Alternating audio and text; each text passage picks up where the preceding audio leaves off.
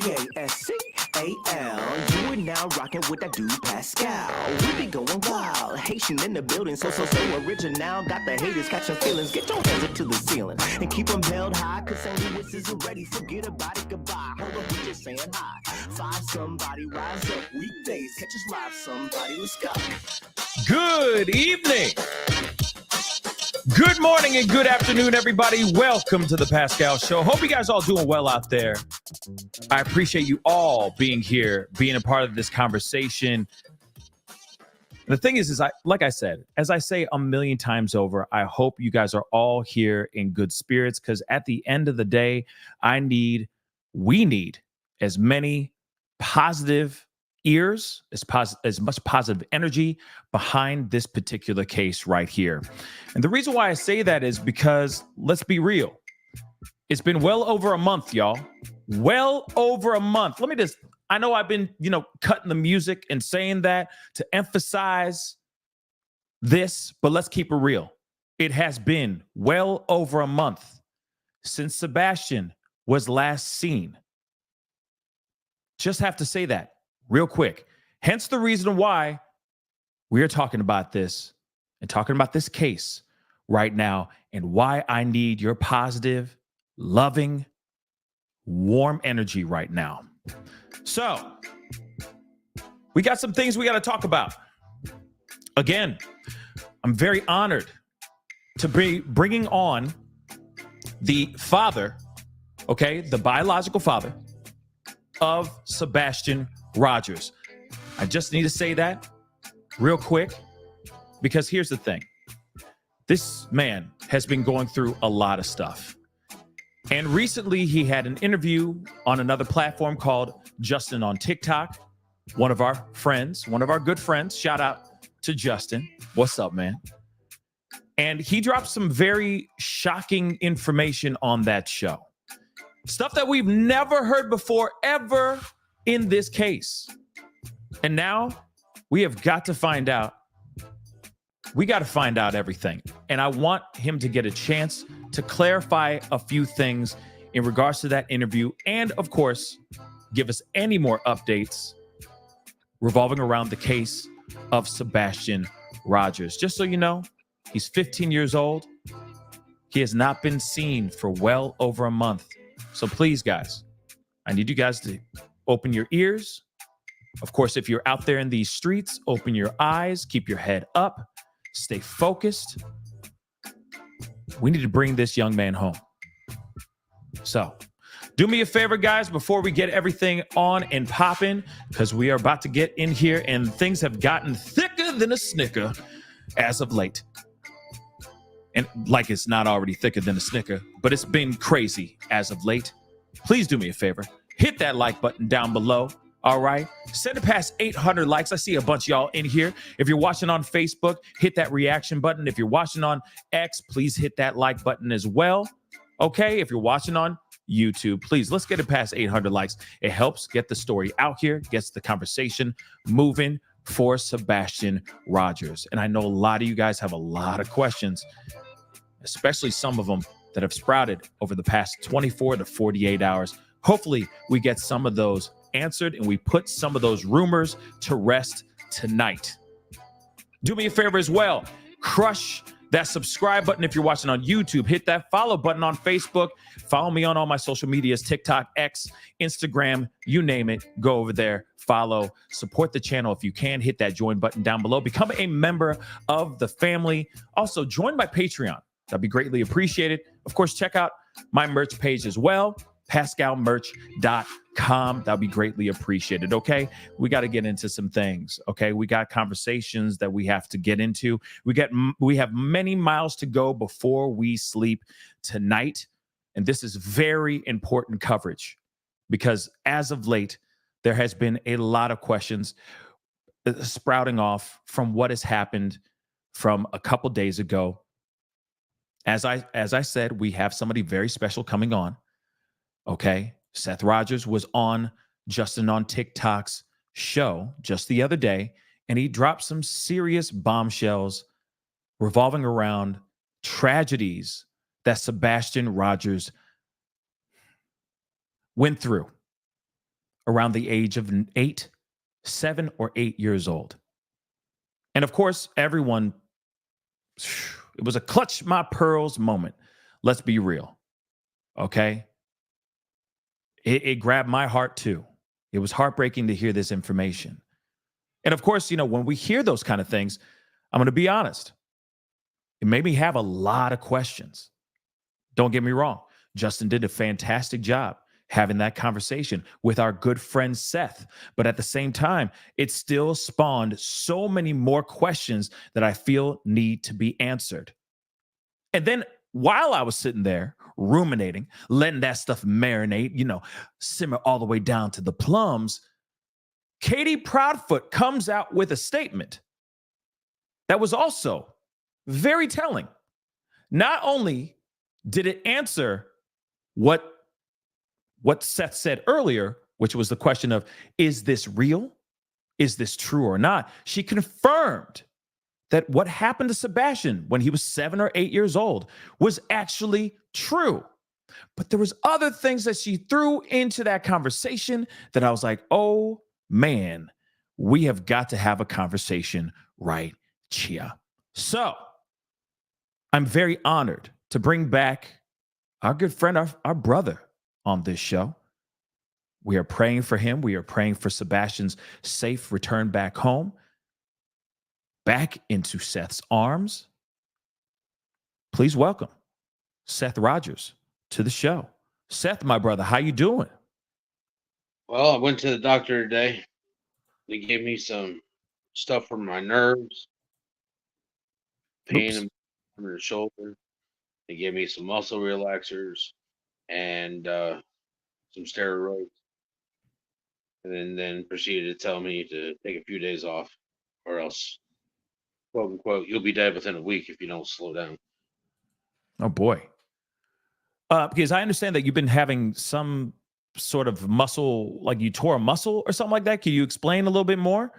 I go in Monday for not to violate HIPAA, but I go in Monday to get a image done to see if there's any tears. They gave me muscle relaxers to relax the muscle because they have a feeling that it's pushing up against the nerve, which is causing the nerve pain all the way down my damn arm to my fingers. Oh, wow. Wow. Some serious nerve damage going on there. Can I ask you something though? How did that happen actually? What happened to you? Go ahead. No idea. Oh, you have no idea. So you didn't fall during a search or anything of that sort. This just happened. Probably muscle strain from doing what I was doing, and then tightens up muscle. I didn't go get it looked at like I should have, but taking care of it now. Give me a couple of days rest, and then hit the ground running. Yeah, man. I mean, is this gonna slow you down at all in your search? Are you gonna like take a little bit of a break, hang up the hat for a little bit during this search? What's the story here? Talk to me. I'm just going to take a little break. They're still going to do flyers. We're going to have a vigil held on Sunday. I still plan on being there. I'm just going to take it a little bit easier, give it some time to rest, for me to rest, and for it to heal, because it's been interrupting. It hurts, so pain's enough that it keeps me awake. No doubt. Well, I mean, first off, I commend you for not slowing down, still going after it, taking care of things, getting things taken care of as far as finding Sebastian. But you just said that there's going to be a vigil on Sunday. Is that correct? From my understanding, we're setting one up at the Rudder for Sunday.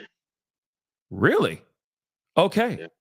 That's good to know. Do we know the time, and do we know the time for Sunday?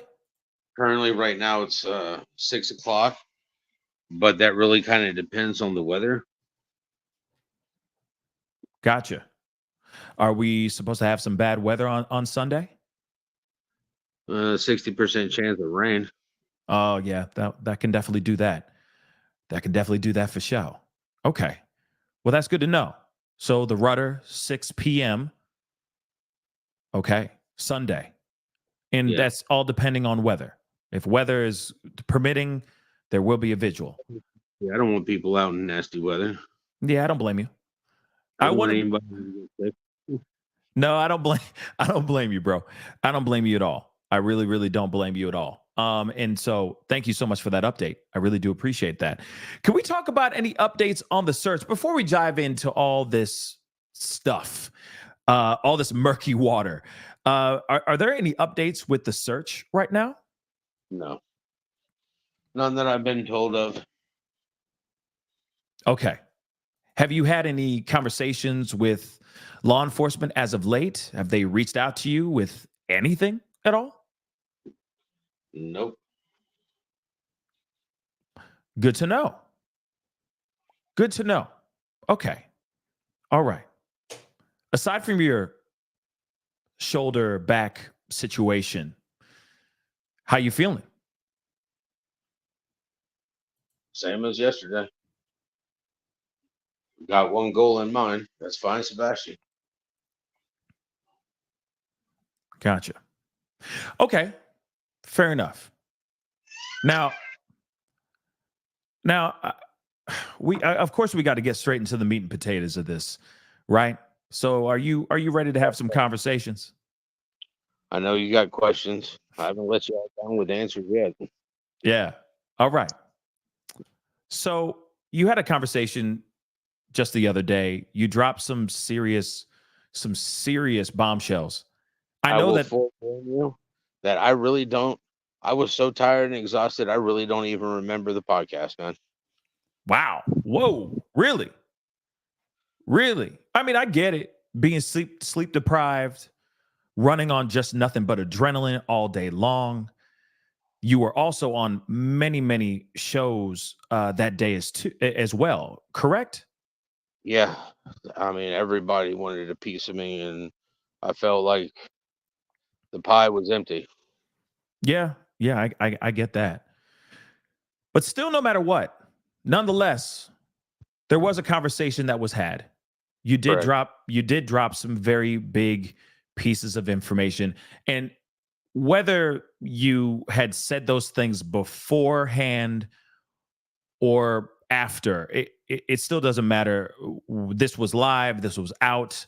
This obviously made the rounds and shocked a lot of people. It shocked me too, my brother. I'm going to be real. I was shocked. Very, very shocked. But of course, I have some questions revolving around all of that. Okay. Or revolving around the information that you gave. So let's talk about it.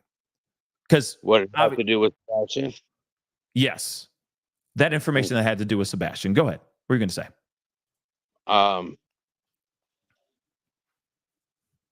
Mr. Proudfoot, Chris, people were asking why he didn't want my son around his daughter. And he kept telling me that if people keep asking the question, he's going to answer it. And turned around and stated that if he tells them, people will stop looking for Sebastian. Really? Okay. Can I ask you something before you continue on? I don't mean to interrupt, but I'm curious. When was this conversation that was had? And was that something on a podcast, or was that something between you guys behind, on your own time behind closed doors? Yes. So him sitting there saying, I don't want. Go ahead. What were you going to say? It was over the phone. Okay. So him saying, if people start asking why I don't want Sebastian around Faith, they won't go and look for Sebastian. If they found out the truth. Why? Yeah. That people wouldn't go look for my son. Okay. I told him you don't want to go down that route. Gotcha. And he said this between you and him. Katie was on the phone too. So Katie was on the phone as well. Okay. Of course. So what was the conversation like? I mean, was this just a regular conversation or was this a full-on blown out argument? I think he tried to make it one. It wasn't going to be one. Okay. I did get heated because I didn't appreciate him saying that when it's like, dude, it's just another time that you and his mom have failed him. And I'm sitting here trying to put the pieces back together. Gotcha. Yeah.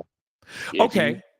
my whole issue about that is if you cared that much for my son as you do your daughter, that you don't want my son around because there's a possibility, Mhm. why weren't you thinking about that when he's under your roof? No doubt. That's one thing I'm very curious about as well. And we're going to get to that in just a minute. But what was the reason? What was the origin of this actual fight or argument or discussion on this phone that would spawn him saying that in the first place? What Because started people this? were asking during podcasts why he didn't want my son around his daughter. So this happened because okay. People So were asking questions. people were asking questions like the smart, Why don't intelligent Chris, people that they are. Go ahead. why don't you bash around your daughter? You know, people were asking, Chris, why don't you want Sebastian around your daughter? I see people in chat that were asking me all the time, why doesn't Chris want Sebastian around his daughter? There's your answer. Mhm. You know, Interesting. So you're telling me that he looks at Sebastian like some sort of predator. yeah, Wow. But why? Because of what happened to him in California under his supervision or under him and Katie Proudfoot's supervision? that and the fact that he hasn't got the correct help.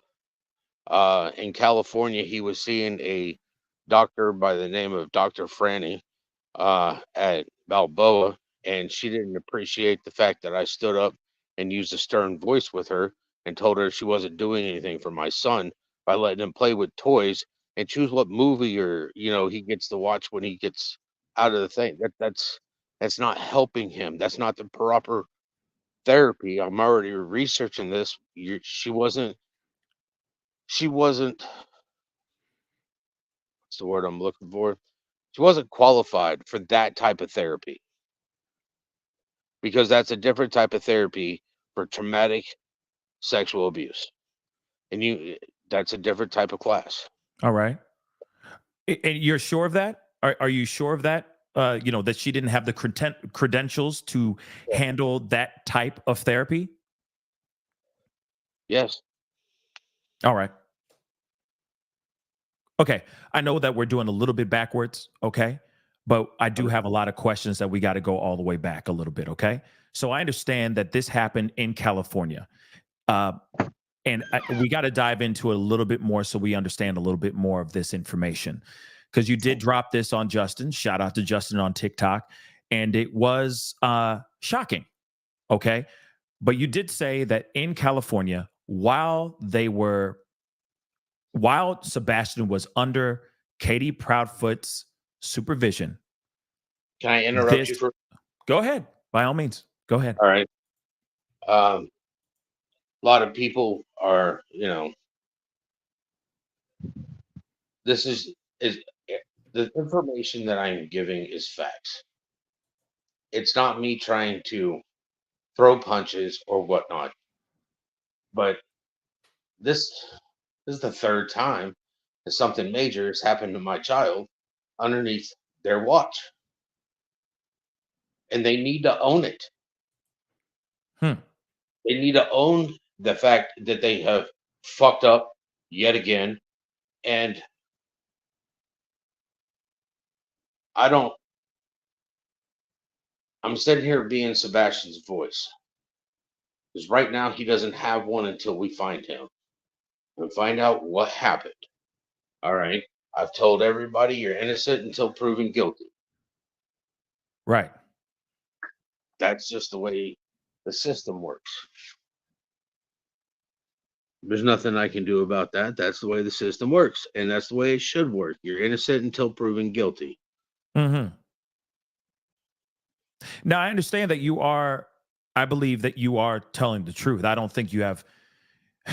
Why would you sit here, go out of your way, not spitting facts, right? So it wouldn't make any sense for you to just go out of your way to just talk wild, suddenly out of nowhere, and aimlessly in some sort of way. And I don't think what you're saying right now and what you've given to us is aimless or doesn't have any clout, isn't backed up with proof, which of course I am very curious about some of these things as well. But what I need to understand though is that this happened under her supervision in California. Is that right or wrong? That's right. Was Chris involved in that at all? Because I think that's one thing that a lot of people are very curious about as well. Chris was living with her then. Okay. So who is this kid? Who is this 13-year-old kid, if he was 13, 15, whatever age he was, who did this unthinkable thing to Sebastian? Who is the kid? I don't know his last name. Sheriffs wouldn't give me his last name. But why not? California CPS children under the age of 13 and under are actually protected. So they wouldn't give me any information. They weren't letting me do anything. The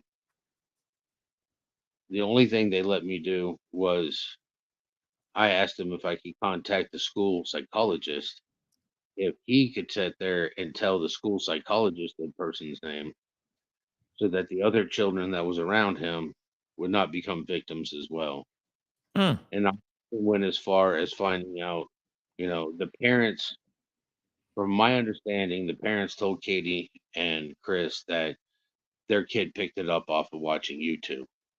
Me personally, I've never seen like that stuff on YouTube. So neither have I. So what is he watching on the tubes that would give him the disturbing education like that? That's what I'd like to know as well. Huh? So you learned this with his age, I would have to say that somebody was abusing the child.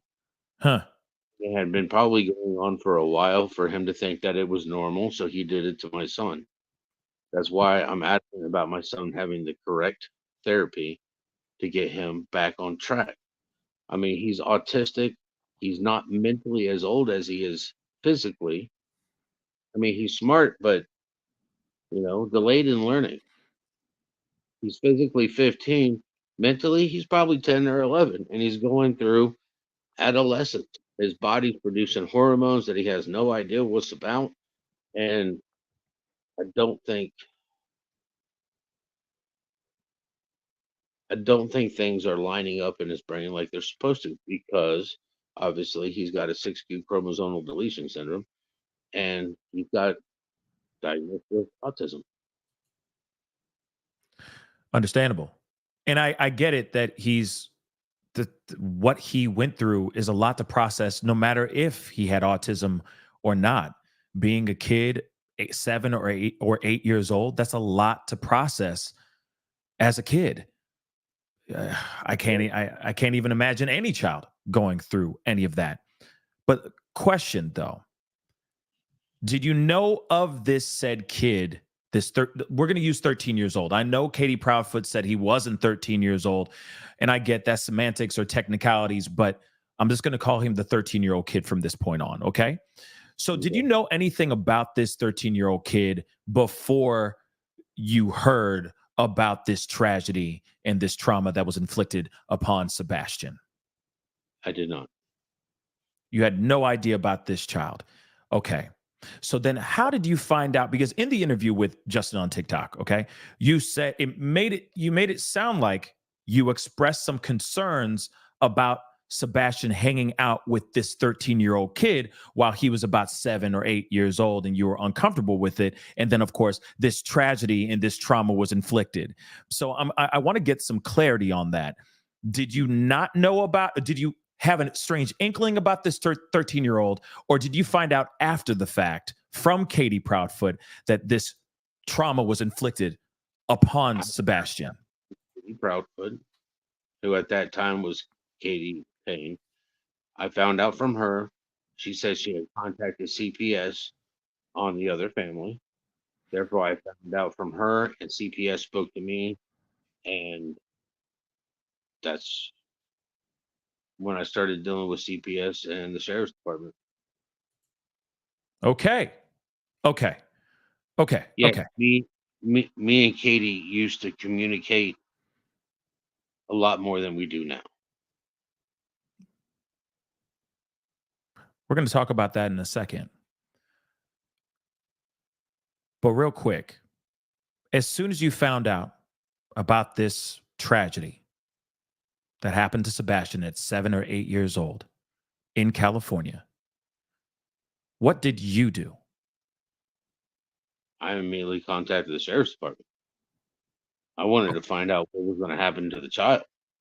Okay. I wanted to, what they were going to do to protect my son, protect this child that more than likely has been a victim already, and what they were going to do to prevent it. And I don't think the sheriff's department did anything. Another time that the law has failed our children. Because I know that you said on the interview as well that you couldn't do anything because of the state, because the state that you're in, because of the state of California, that you couldn't press charges on this 13-year-old kid. Can you explain to me why you couldn't press charges on this kid? He just committed a crime, allegedly. So why couldn't you press charges on this 13-year-old kid? Because of his age.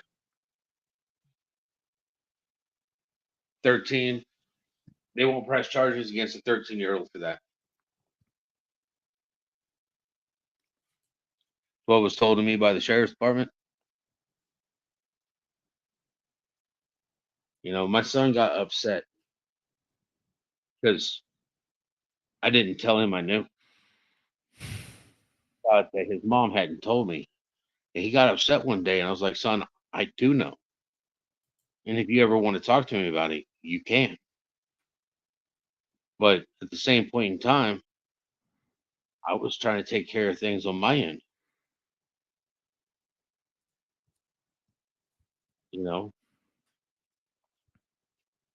I get it. I fully get it. I think it's crazy to me that you couldn't do anything. It doesn't make any. I don't get it. I mean, I don't live in California, and I don't know the law out there. Yeah. But I am still very shocked. What were you saying? I said, but you wear LA gear all the time. I do. I really do. I really, really do. Maybe I'm trying to manifest something. You feel me? But careful, still, right. But still, I am quite curious as to why that seems so odd to me that you couldn't do anything in the state of California when a crime was committed against your son during that time. It still does blow my mind. But when you found out, going back to it, when you found out from Katie Proudfoot at that time, can you tell me where was your mindset? How did that feel? I really don't want to state that in public. Okay. Fair enough. My big thing. He just had his innocence taken from him. It took me a minute to digest, and it took me a minute to figure out the proper way to go about it instead of, someone just hurt my baby.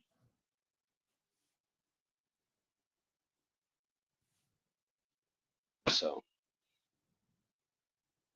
of course, I get that. And I know that you were, when you talked about it the other day, we all saw that emotion. We all know. And I think we also second that emotion as well. If we were in those shoes as well, we would be just as shocked. There's no apology for my behavior. I got upset. I was mad. I'm exhausted, and it takes a while for me to get to that point. But first of all, I don't like people trying to hold something over my head. Yeah. Especially something that happened under their watch, and he needs help, and we're finally getting him the help he needs. It's late, and now I gotta find him. Right. You are absolutely right.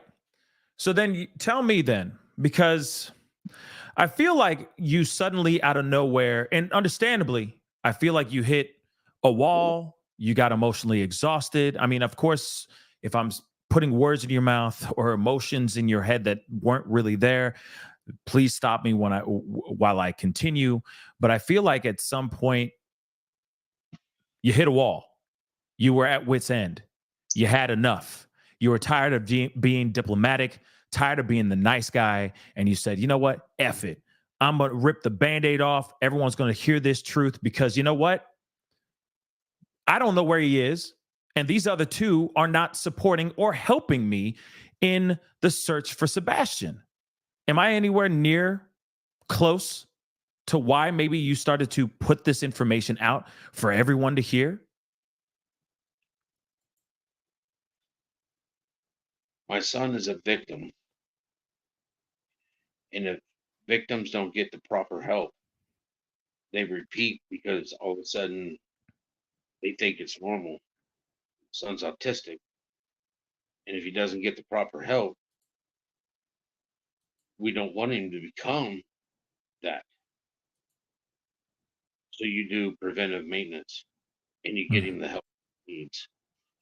And there's multiple different ways, but if you're not certified in the proper way to get him help, you're just going to make it worse. Yeah. No, I get that. I fully get that. So then, okay, you had a conversation, a not so pleasant conversation with Chris Proudfoot and Katie Proudfoot on the phone. It was a heated argument, heated conversation. Chris Proudfoot said something along the lines of, people are asking about why I don't like having Sebastian anywhere near Faith. And if you keep on pushing me, I'm about to air everything out. I'm about to air all this dirty laundry, whether you like it or not. And guess what? No one's going to want to support or try to find Sebastian. Am I correct? I'm sorry. What was that? Oh, that was a long thing that I just said. That was a lot of work. No, I got you. I got you. But I you was, had I was reading something. My bad. you're I good, wanted homie. You're good, homie. with the There's a lot of people here that want to know the truth and understand what's going on. So I'm going to repeat it one last time. Okay. So you had made him. This is the last time. no, no, no. Time out, bro. Hold up. Well, what I'm trying to understand here, so that everyone understands as well, is that you had a not so pleasant conversation on the phone with Chris and Katie Proudfoot. And during this argument or this conversation, Chris said something along the lines of, everyone keeps on asking me why I don't like having Sebastian anywhere near Faith. And I will air that stuff out if you keep pushing me. And guess what's going to happen? Nobody's going to want to look for Sebastian because of his past. Am I correct? Wow, you cut out there bad. Okay. But yeah, just the way you were saying. Sorry, because I lost everything on there. It's okay. It keeps freezing on my end. Yes, me and Chris and Katie had a conversation, and Chris asked me. People are asking me this question. If they don't stop asking me this question, I'm going to have no choice but to tell them. Well, now he can sit there and tell them. At the same point in time, I know that I know that his daughter, Faith, FaceTimes with my son all the time and considers my son her older brother. And he considers Faith his little sister. And if he's anything like his dad, We're supposed to protect the young ones. We're supposed to protect our sister. We're supposed to protect people. And that's one of the things I've been trying to instill with him to combat what has happened to him. Mm. No, I'm still trying to understand a little bit more about this too. Okay. This tragedy happens to Sebastian against his will. It's not like he decided to have this crime committed against him. It happened under Katie Proudfoot's supervision. And yet, Chris is still trying to hold that over your head as if Sebastian's some sort of monster. That doesn't make any sense to me at all. This is an innocent kid where this happened to him. So I don't get that part. Chris doesn't see him as innocent. It would be the only thing I could say. Honestly, you'd have to. What? I know they're, you know, I know that my son has done some questionable things, but at the same point in time, he's not understanding what's going on, and Hmm. nobody's talking to him about it. I So don't if even you know. I go don't ahead. even know if they teach the same things at school that they taught us, because we had sex education class. You know, the school, we had sex education. We had human biology. I mean, Right. I don't know what they teach the kids in school anymore. So Uh, Seth, so go ahead. Seth, go ahead. Sorry. No, go ahead. So Seth, I got to ask you, when you say questionable things, that Sebastian has done some questionable things, I'm not asking you to go into gritty details or anything of that sort, but I'm wondering, what are these questionable details that would make Chris not comfortable having Sebastian near Faith? Can you expand a little bit on that? I don't know if that violate YouTube or not, I but mean, when he pulls out his wiener in the men's bathroom and you're like, look, this is mine. What's yours look like? I mean, that's innocent kid shit. right, right. I was a kid at one point in time. So was I. Last I Don't. checked. I mean, no, I might have been this age my whole life, but we had sex education classes, so we already knew. You know, Right. things weren't. I don't even know. Like when I went to school, we saw pictures of vaginas and penises. I mean, it was like, look, this is sex education classes. These are condoms. These are STDs. This is what you get if you have Right. unprotected sex. Right. You know, this is part of health education, and I mean, I don't even know if they teach that stuff in school anymore. I mean, they used to teach us financial stuff in school so that we knew how to balance checkbooks, No take care of doubt. bills. I don't know if they teach this stuff in the schools anymore. I know my son hasn't. I've been helping him with history. Last time I was helping him with homework. Yeah. I mean, at the end of the day, it sounds like normal behavior from a regular kid that's going through changes and growing and going through puberty and all those things. That's what it sounds like to me. Wouldn't you say? Yeah, So I I am mean, kind of curious. Go ahead. Go ahead. he has an issue with personal space, as Chris has pointed out, but like he has that issue with everybody. Right. You know, when he want, I mean, it's like, son, you need to stay back just a little bit so you can be, because the closer you get, I'm gonna ask you to brush your teeth. Yeah. Um, I totally understand that. Sounds like an innocent kid to me. If you ask me, sounds like an innocent kid. So it doesn't make any sense that he would be like, oh no, like this, like Sebastian has some sort of leprosy or something like that. I think that's a little bit extreme. But we do need to talk about this, and I appreciate you being here to clarify a lot of this, etc. One of the other things, though, too, after everything that happened, she called CPS on the child's family, and all that during that time. Why wasn't there? And I know a lot of people have asked this question. Why wasn't there? Why wasn't he taken away from that home at that time? We were still in the Why middle of couldn't you take him? Why couldn't you take him? we were still in the middle of the divorce. The Okay. divorce hadn't settled yet. This didn't happen after the divorce. This was happening during the divorce.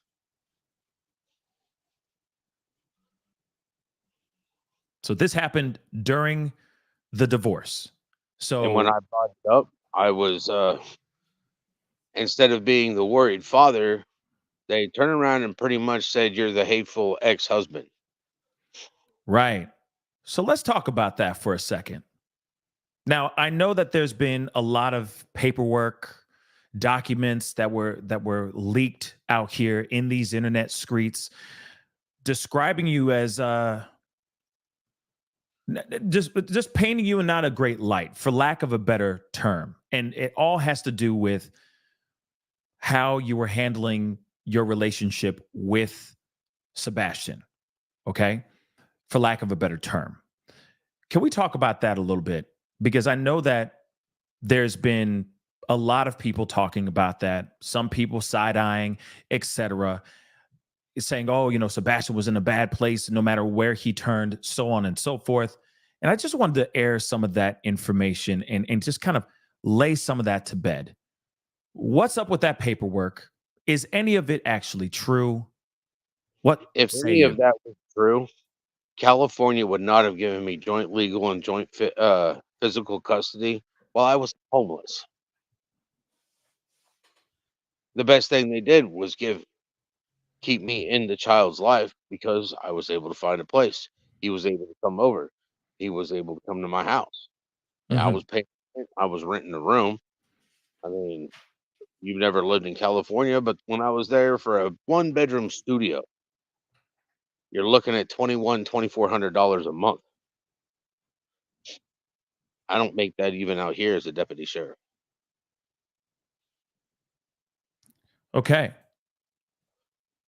Interesting.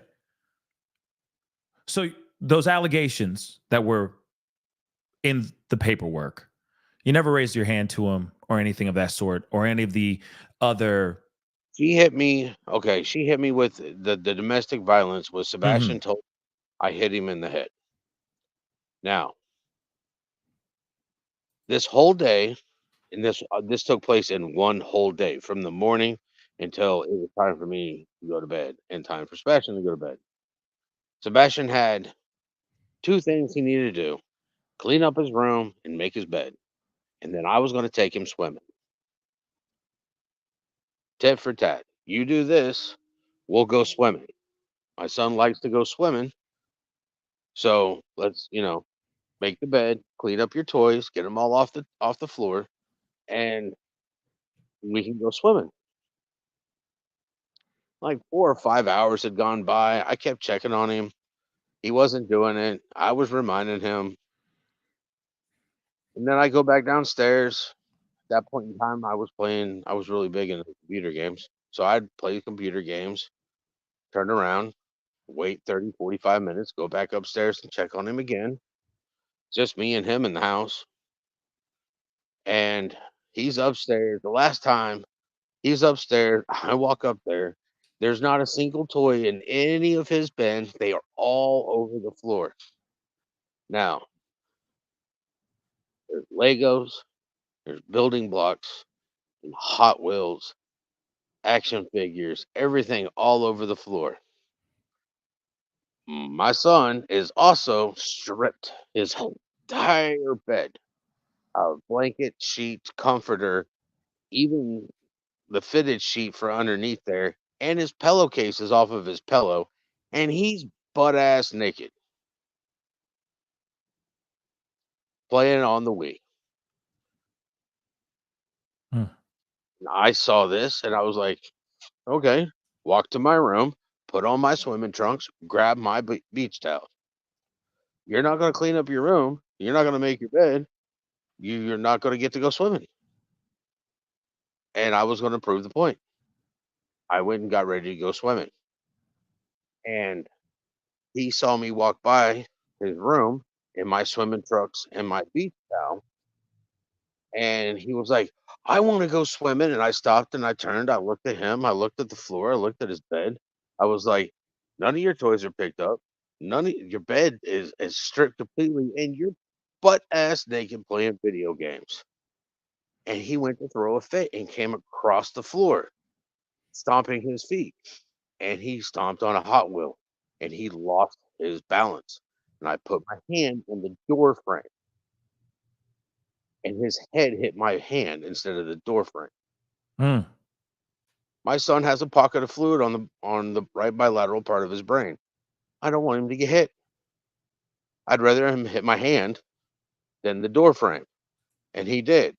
So then Mhm. I went outside. Katie was already home at this point in time, and I went and to jump in the pool and do some laps because that's what I was using for exercise.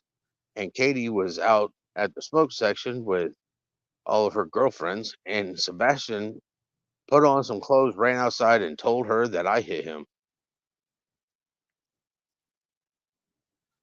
She turned around and filed because we were in the middle of the divorce, still living in the same residence. She turned around and accused me of child abuse, domestic violence, and had a move out order issued, and they served it like 3 days later. Wow. Wow. And then that's when you got basically kicked out of the residence. Am I correct? That is correct. So that's how it all happened.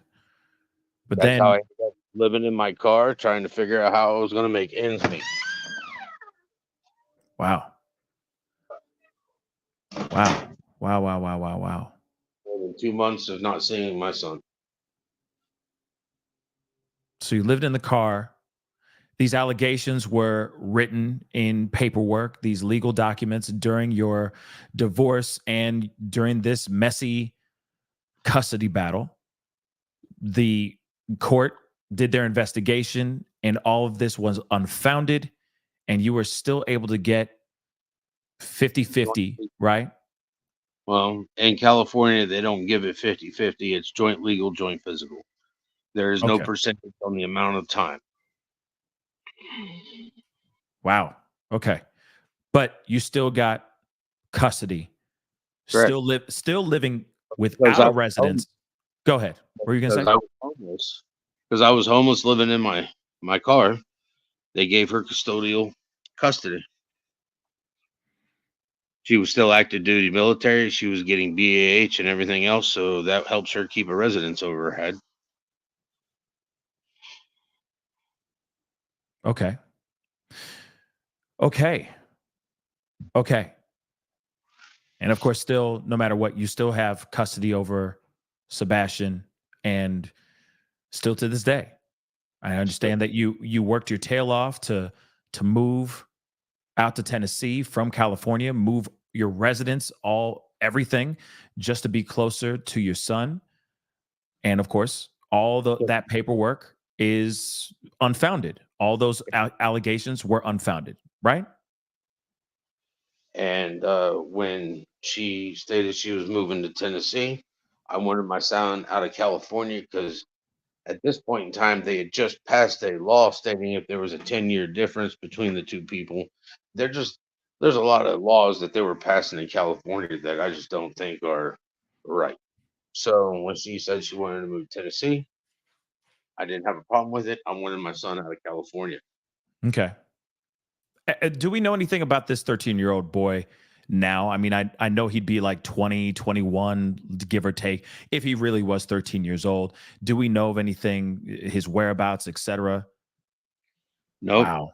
Okay. I knew his first name. I didn't know his last name, but hopefully somebody's watching him. Make sure he that I'm hoping that he got the help he needed. Yeah. Uh, me too. Hopefully he's not continuing on, right? Okay. Hope not. So let's get into this because Katie Proudfoot put up a statement. I just wanted to put it up here so everybody can see it really, really quick. She put this up last night. If I'm correct, this was, of course, after you had the interview and dropped that bombshell of information about what happened to Sebastian when he was 7, 8 years old. Of course, she kind of put in a whole bunch of information about, as much as she says, I'm not trying to do a back and forth, this seems a bit like a back and forth in my personal opinion. But she did say a lot of things in here, basically saying that she was quick to take him to get checked, quick to get him therapy as well. Is that true? Or Here's no? my issue about that. Even if she did, what was going through her mind when why wasn't she checking on him? It happened under her watch. Not saying you have to be a helicopter parent or Yeah. I think somebody pointed out that nowadays they call them drone parents. But there's nothing that states that you can't turn around and be ninja and check on your kids. I still check on my son. I check on him when he's in his room. I check on him when he's in the living room. You know, my job it does not stop just because he's got a year older.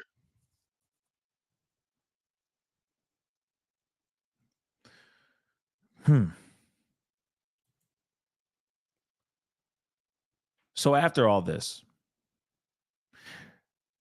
she continues saying some more things, of course, talking about how how Sebastian was seeing a psychiatrist, a psychologist, due to the trauma from, apparently, the trauma that you inflicted upon Sebastian. And of course, what happened from this 13-year-old kid. Do you have anything to say about that? Because that seems to be a bit wild that she puts that out there like this right now in this kind of fashion. She can put out whatever she wants. Gotcha. Okay. Then she also says something about being banned from the base because of violent tendencies. Because I stood up and I told the doctor that that she wasn't helping my son get over what happened. And if I decide to raise my voice, people kind of take it as violent. I'm making a point.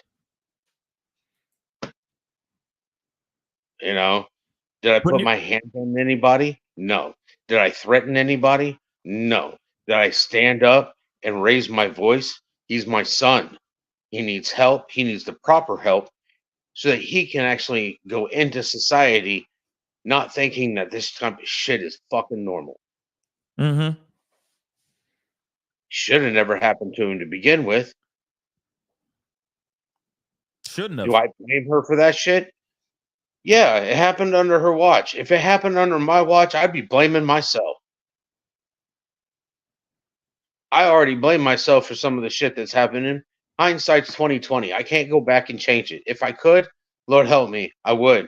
I'd go back to Baxter Springs, Kansas, and tell her to carry her ass to California, send me the paperwork. I ain't playing this tit for tat. This ain't a war. It's not whoever wins gets Sebastian. The whole point is to find Sebastian. He's missing. I understand that, and I'm with you 100% on that. Because I feel that all this information that came out, the bombshell, obviously, the information that you gave a couple days ago on the show, obviously opened up a whole new can of worms. Of course, if this is really her responding, if this wasn't written by Chris or written by AI. Go ahead. I'm sorry. Go ahead. I was going to say, let's make this clear. Go ahead. No, I was just going to say, let's make this clear. Oh, yes. Let's make it clear. So whether this was written by AI or Chris Proudfoot, or if this was actually written by Katie herself, no matter what, these are some serious allegations to put out here after. Well, they're not allegations. It's fact. Not only is it fact, but the sheriff's department already knows. Of course. What I mean by what I'm saying is what she's saying, not you. We know that what you're saying is backed up by facts, which I am kind of curious about that as well. Do we have paperwork with the CPS call, the call to the CPS with the 13-year-old, so on and so forth, the therapy, etc.? Do we actually have solid evidence of said thing, aside from you telling law enforcement, local law enforcement right now about this situation? Local law enforcement knew about it previously. Okay. Okay. So then let me ask you this then. Okay, let's get straight to it. Let's get straight to it. What really is the dynamics between you and the Proudfoots? Let's be honest here. Because I know that you've been very diplomatic, and I commend you for it. Seriously. You've been a strong, strong ass soldier throughout this whole thing. I feel like you've been holding down so much. I feel like you've had a lot that you've been wanting to say. And I'm not sitting here saying for you to unearth everything. But what I want to fully understand honestly now that this is cat's out the bag, y'all, okay? I really want to know what really is the dynamics between you, Katie, and Chris Proudfoot. Honestly. I'm Seth Rogers. They're the Proudfoots. That child that they can't seem to say his name is Sebastian Wayne Drake Rogers. He is my son. I named him. I haven't gone back to court. I want him to come live with me. And I was getting what me and him wanted. He wanted to live with me. I wanted him to come live with me. And now he's missing. Did Katie have a problem with the fact that Sebastian wanted to live with you? Yes or no? You'd have to ask her. You didn't get any vibe from her at all whatsoever from the many years that you've dealt with her since the divorce and since the custody battle was all settled. You never got any vibe from her at all that she felt a little perturbed or jealous over your relationship with Sebastian. She has made comments along those lines. Talk to your son. He thinks you walk on water. He won't listen to me. Talk to him. Now, I understand. Yeah. Help it that I can communicate with my son. I mean, I was a stay-at-home parent. I bottle fed him. Before pull-ups, I changed his last diaper.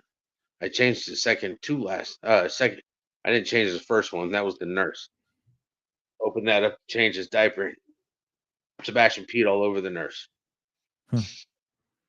Like, take that as a warning. I changed his first diaper at the home, out of the hospital. I am still the same person I was when she married me years ago. When she divorced me, I'm still the same person she divorced. Only now I'm a dad. Before I wasn't a dad. My responsibility is not to her. It's to Sebastian. She divorced me.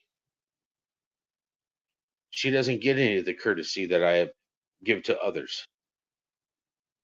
I try to be diplomatic with her, and most of the time I am. But when I get an attitude from her, I will give her one back. This wasn't to start a fight. This is not even a fight. Which I think is the funniest thing, is this is not a fight. If she wants to make it into a fight, she can. She's going to be fighting herself. Not me. What was the relationship really like? What is the relationship between mother and son? From the outside, of course, you're not God, you're not there behind closed doors, but what was that dynamic really like between Katie and Sebastian? Was it tight? Was it loving? Can you give us a little insight on that, since now we're finally hearing some more information now? The diplomacy, the diplomatic is thrown out the window. Can we hear a little bit of some truth here? I'm still diplomatic. Of course. That I'm still diplomatic. and she may or may not like what I'm about to say. But Say it anyway. I've told her before. Sebastian didn't think that Katie and Chris liked him at all. Okay, real quick before you continue, why? What was being said? What would give off the vibe? Why would he turn to you and say specifically that? Was it because Chris was putting his hands on him? Was it because Katie was putting her hands on him too? All he did was tell me that he didn't think that they liked him because all they did was scream and yell at him all the time. At which point in time, I told him, son, and this is probably the wrong thing to tell him, but I'm a different generation than he is, obviously. It was like, son, sometimes we just have to deal with it and look toward the future. You'll be coming to live here at the end of school. So you'll be out of it. Why do I think my son hasn't ran away? Because he's not at my front door knocking on it. There's been that many days that he could have been here. And I've been all over Sumner County. I've been all over 41. I've been all over 24. I haven't found him. You don't think he ran away? I think if he was to run away, he would have put on his shoes. He would have grabbed his phone. He would have at least called me, whether he could have got to me or not.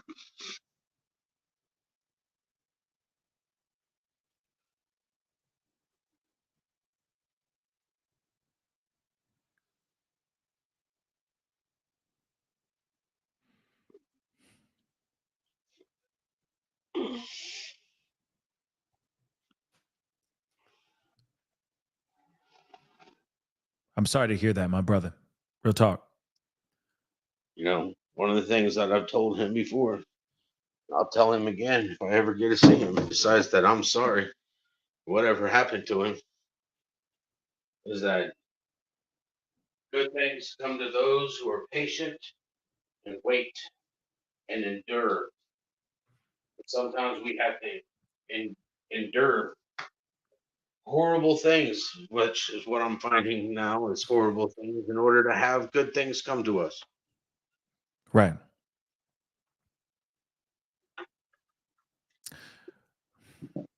Look, I'm drinking water, so you can't yell at me. I'm proud of you, man. You moved up in the world. You moved up in the world. Finally. Damn. I've only drank 5 of them today. I'm proud of you, homie. Thank you. You need to be healthy. You need to be well hydrated out here. Okay? Real talk. Let's talk about Chris.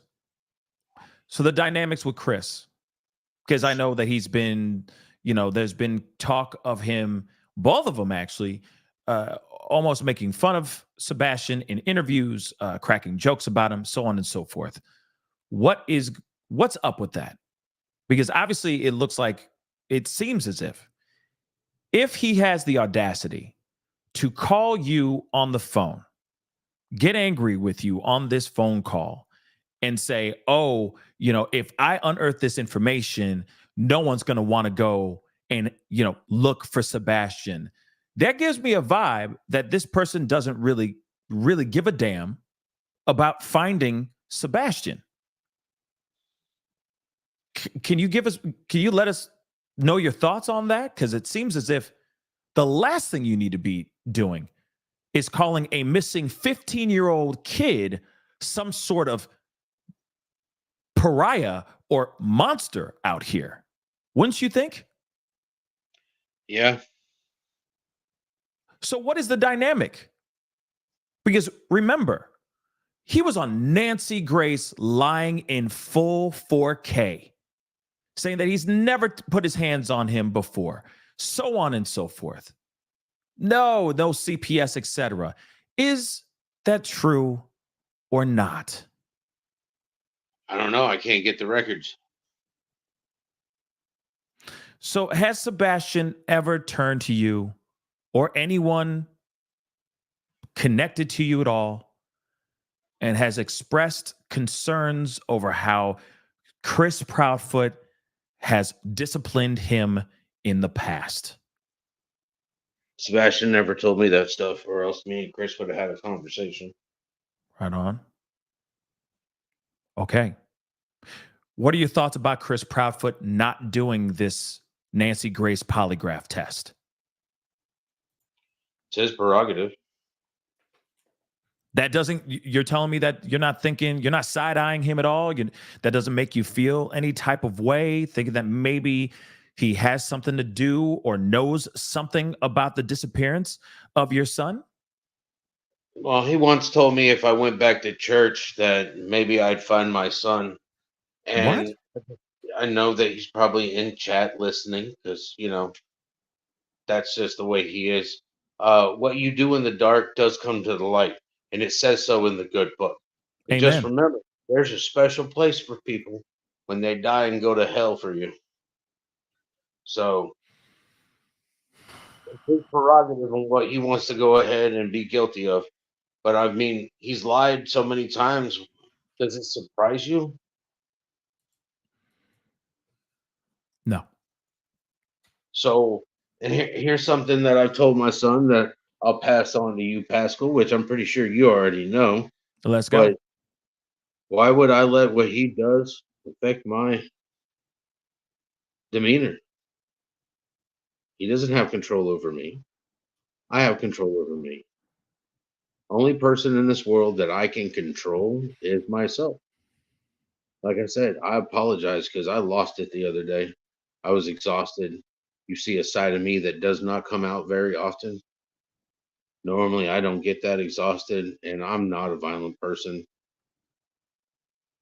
normally. But there's nothing wrong with you saying what you said. You said what you said, homie.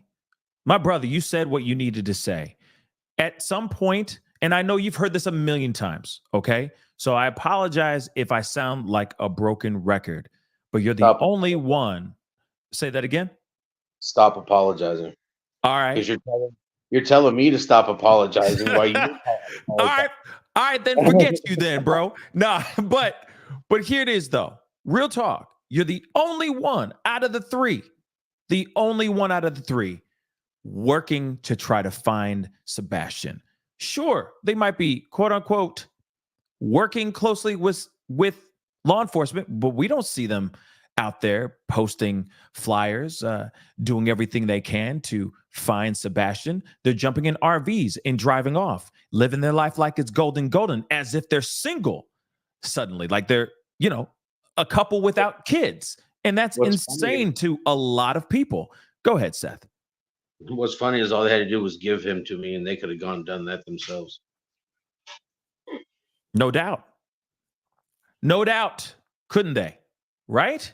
So Yeah. this is just odd. And of course, when you hear Chris lying, because it's really him that's not been consistent. He's the one who's been just really faulty in a lot of things there's been a lot of contradictions in a lot of the podcasts and the interview that he did with Nancy Grace. All of it is not adding up now. So everyone's starting to side eye those two. But then to add insult to injury, to throw tobacco sauce in an open wound, they jump into this RV and they drive off to an undisclosed place, like the doggone president of these United States. It just doesn't make sense to me. And it makes them look extremely suspicious.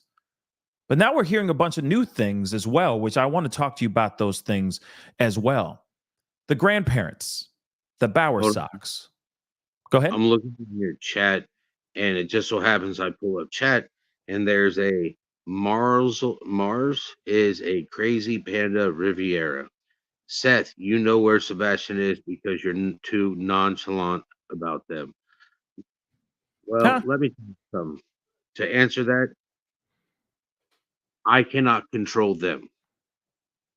So while you sit there and say I'm nonchalant, my goal is to find Sebastian any way possible within the law, because if it wasn't within the law, then I would be breaking the law in order to prove a point. And that's not how I operate. Yeah. But I will say this. I understand responding to that, but there are trolls that are going to be in the chat Some people are just jerks for the sake of being jerks. I say just let it. Go ahead. No, I just wanted to let her know, No, or you're him know, good. or You're, it know. I don't want to assume it's gender. you're good. You're safe here. But let's get back to that question though. Okay. The Bower Sox allegedly 2 days or 3 days, whatever, right after Sebastian was reported missing, they allegedly jumped into a car and did a road trip across country to Seattle and then flew to Alaska. Did you hear about that? And is that even true? I don't know. Where'd you hear it from? I just heard it through the grapevine, to be honest. These streets be talking, bro. These So what you streets be did, talking. you heard something through the scuttlebug. I don't know if that's true or not. I do know that they left. I do know that they came back the Sunday before Easter. Okay. I don't know how long they were gone. Do I find it kind of weird that they did that? Yes. But then again, they're Chris's mother and stepfather. You know, they wanted to sit there and claim Sebastian as their grandchild. But then again, they did. Chris and Katie are doing the same thing that Kathy and Terry's doing. They're Mhm. going off in an RV and living the grand life while I'm trying to find my son. Like I said, the timing seems a bit weird, right? And even so, just my personal opinion, it just doesn't make any sense for them to take a trip, even just days after Sebastian went missing, their own step grandson. It just doesn't make any sense. I get it if you spent money on tickets and whatnot, but if they really took a private plane or even Southwest Airlines, it doesn't even matter. They could have called and canceled those things and not jumped into a plane or not jumped into a car and driven across country. Like I said, optically, it looks really, really bad. But then again, weeks later, we have the same situation with the Proudfoots getting into an RV and then just disappearing for a few days. But now I'm also hearing, and I'm glad that you answered that. I appreciate you giving us your 2 cents on that. But I also been hearing, and of course, these are just kind of rumor mill stuff, but I just wanted to kind of put some of these things to rest. I'm also hearing something along the lines of a house being sold or about to be put on the market. Is this No, true about the Proudfoots home being put on the market? I've heard the same rumor. And is there a way that you could stop that from actually happening? Because I feel like that's a crime scene. Is that not? Potentially? Well, if it's true, then it would be up to TBI to do that, not me. And Okay. that means, you know, I'm Okay. just a single person. All right. So has the house been fully processed to your Not that knowledge? Say that again. not that I know of. So the house hasn't been fully processed. Okay. That you know of. Have any of the cars, their cars, the Proudfoots cars, have they been processed fully? Not that I know of. Now, Anything that's go ahead. now Go the ahead. only thing to say is that they're me being a parent or me being the biological father. We won't say who's parents and who's not parents, but me being the biological father, they haven't came and grabbed my vehicle and processed it. I'm still a suspect. I'm a suspect until the case is closed by having Sebastian back. And if they haven't processed mine, then I'm going to assume that they haven't processed theirs. They came to my house the day it happened. They followed me back here, went through my house, took my son's electronics, which they still have not given back. Mm. Yeah. It's like, I hope that switch is, doing you some good. But they went through my house. They checked my garage to make sure that Sebastian wasn't hiding in my house. But he didn't go missing from my house, so why would they forensically investigate my house? Wow. So they combed through your home, your own personal home, but they didn't, from your knowledge, they didn't fully comb through the Proudfoot's home, which is the exact home in which he was in Well, before they've he been in that disappeared. house. Well, they've Go been ahead. in that. I said they've been in that house with dogs, cadaver dogs, sniffing dogs. Um, they've gone through and measured the outside, measured the inside. Now I'm not. I don't watch. I watch. CSI. I'm not a detective. I play one on TV. But did they not like spray things down with that fluorescent liquid stuff? Did they not do inside the Proudfoot's home? Did they not do anything to see if there was any spillage, any blood, etc., in the house at all? Don't know. Ay ay ay. The cars too. Don't know. Ay ay ay. The only thing they told me is they put the dogs to the cars.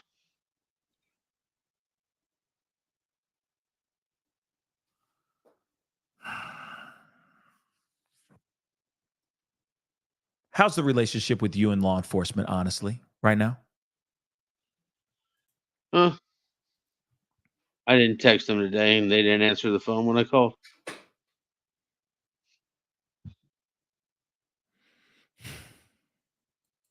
Do you think that they're doing a thorough job in the investigation on the disappearance of your son? I hope they are. I'd like to be able to trust that they're doing the process properly, correctly. So when you tell me on the previous show, we had a conversation. It was pretty shocking to hear that you have been followed, that volunteers have been followed. In fact, you said on, I think it was Nancy Grace later on, you mentioned that people are actually taking flyers down that have Sebastian's face printed all over them. Yep. Have law enforcement done anything in regards to stopping these lurkers from following you guys around or stopping people from taking these flyers down? I'm just curious about that. Have they been doing anything, even that little bit? Just curious. No, I have no idea. I've given them license plate numbers for people who are following my volunteers, but no threats have been technically made, just implied. So I don't know. I don't know if they're. I don't know what they're doing, man. I'm farther outside of what they're doing than Chris and Katie are. Interesting that you say it that way. Is Chris or the Proudfoots or the Bauer Sox connected to law enforcement in Hendersonville, Tennessee at all? Say that again. I have no idea.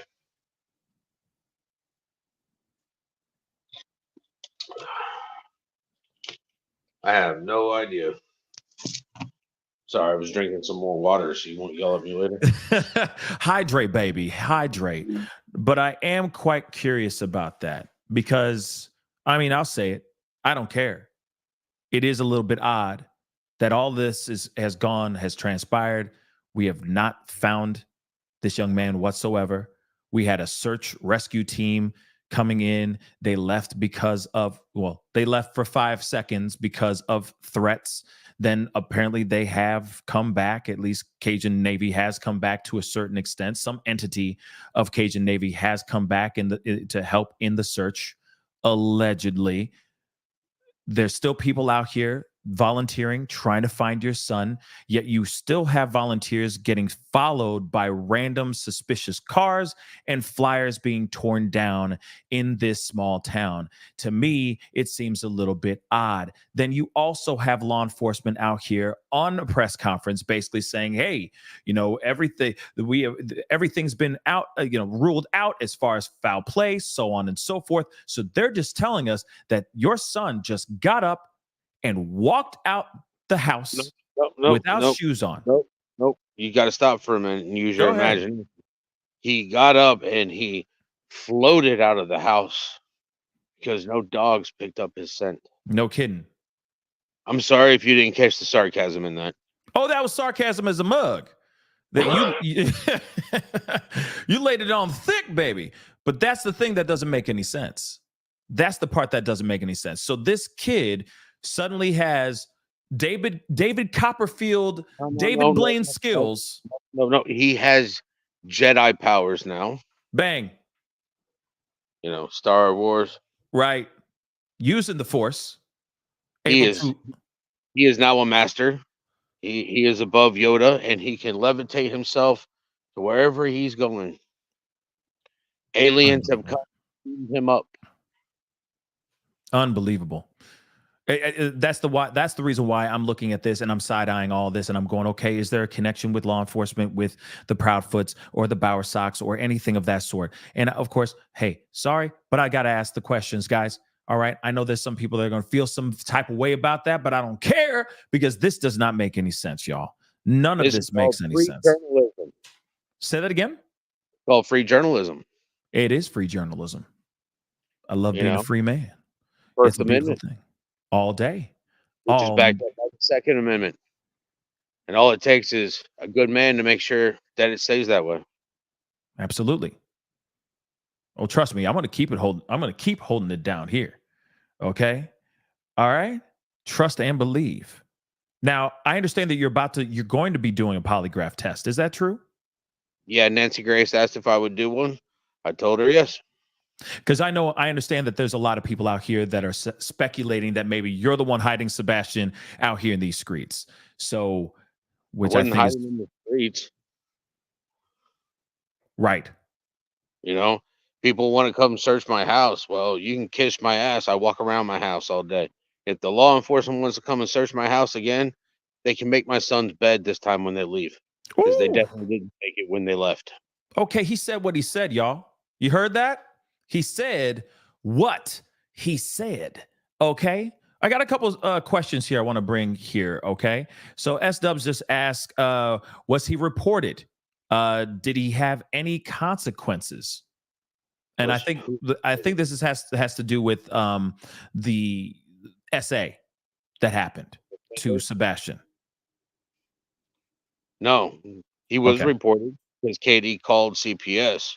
But because he's under the age of 13, nothing happened. Welcome to California stupidity. Yes. Okay. Wow. Amanda, why did it matter if Sebastian was around his daughter when he doesn't live or he doesn't have his daughter? That's actually a good question too. So that is a question. So every single time that Faith was around, he just kept him as far away from her as possible. That seems a little bit insane. Can you expand on that a little bit? Yeah, they sent him to my house. Wow. Which I'm not going to turn down time with my son. No doubt. But then he would sit there on his phone and FaceTime. Last time I think he FaceTime with Faith, it was like for 2 hours. Wow. That's okay. Okay. Real quick, let's continue. Nicole B, appreciate it. Thank you so much. Yay to the subs. And of course, hey guys, real quick, shameless plug, but please be sure to hit that like button down below. Hit that subscribe button. That'd be greatly appreciated. Shameless plug that, putting my son in diapers, that's shameless. That's shameful. Me explaining that something that has happened that has changed his life and he's not getting the help that he needs brings it to more of awareness, not just for him, but for everybody else that's a victim. So while you sit there and want to sit there and say stuff about my son, why don't you let somebody violate you and then find out what happens when you don't get the correct therapy so that you can go back to civilization and be part of society and not be part of the problem? Can we talk about that? Can we talk about the diapers real quick? Sure. I'm glad you mentioned that.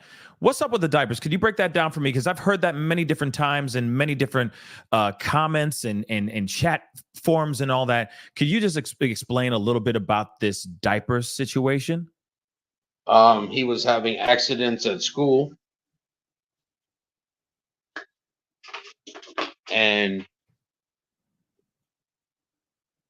Chris got tired of Katie taking clothes to him to change clothes, so he made him wear a pull-up.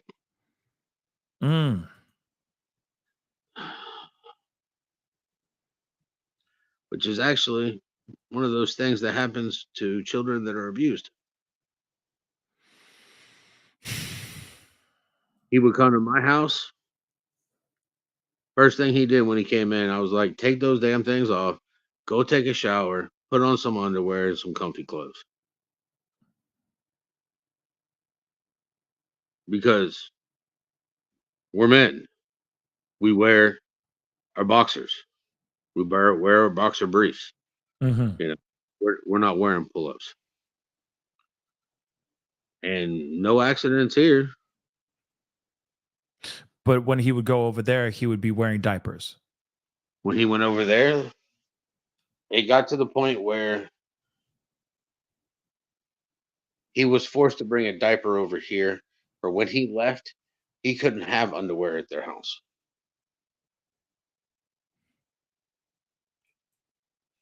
Really? Chris didn't want him wearing underwear. Chris wanted him to wear a pull-up.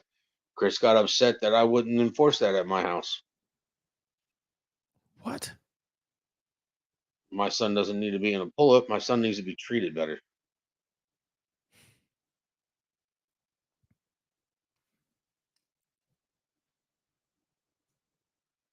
Accidents happen. No doubt. All right.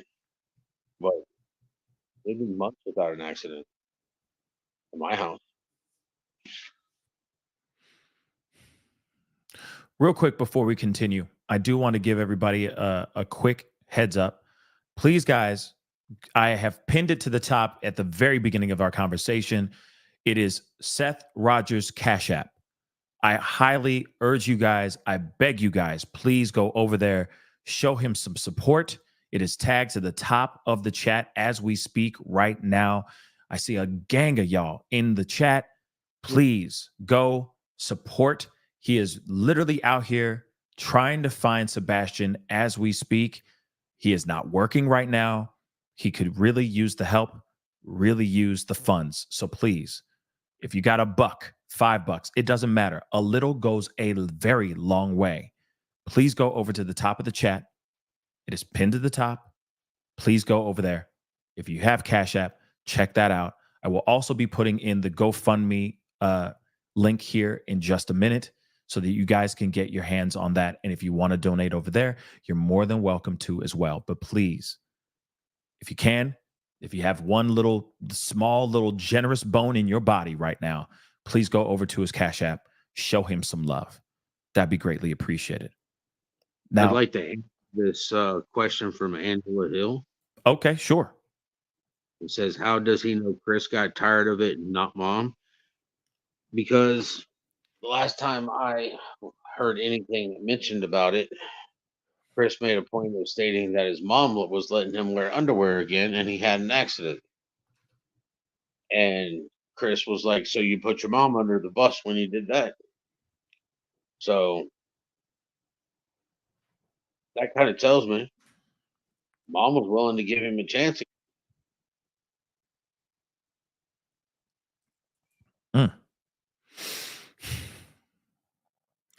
Yeah, this is all. It's as much as we have been covering this case and talking about Sebastian and trying to figure out all this stuff, it is still really hard to hear all this information. No matter what, it angers the hell out of me. I know you're beyond that. Taking some of my muscle relaxers and some of my gabapentin, and I'm feeling pretty good right now. My arm still hurts, but it's tolerable. Right. No, I understand that. And again, I appreciate you being here and being a part of this conversation. Sharing Sebastian's private business is unnecessary and is embarrassing for him. Let's protect children's privacy and leave our egos out of it. Yeah, of course. But I do feel like there's a little bit more information in that to understand how the Proudfoots work in this situation. Real talk. Misty, thank you so much. Seth, have you checked facilities who take in autistic individuals?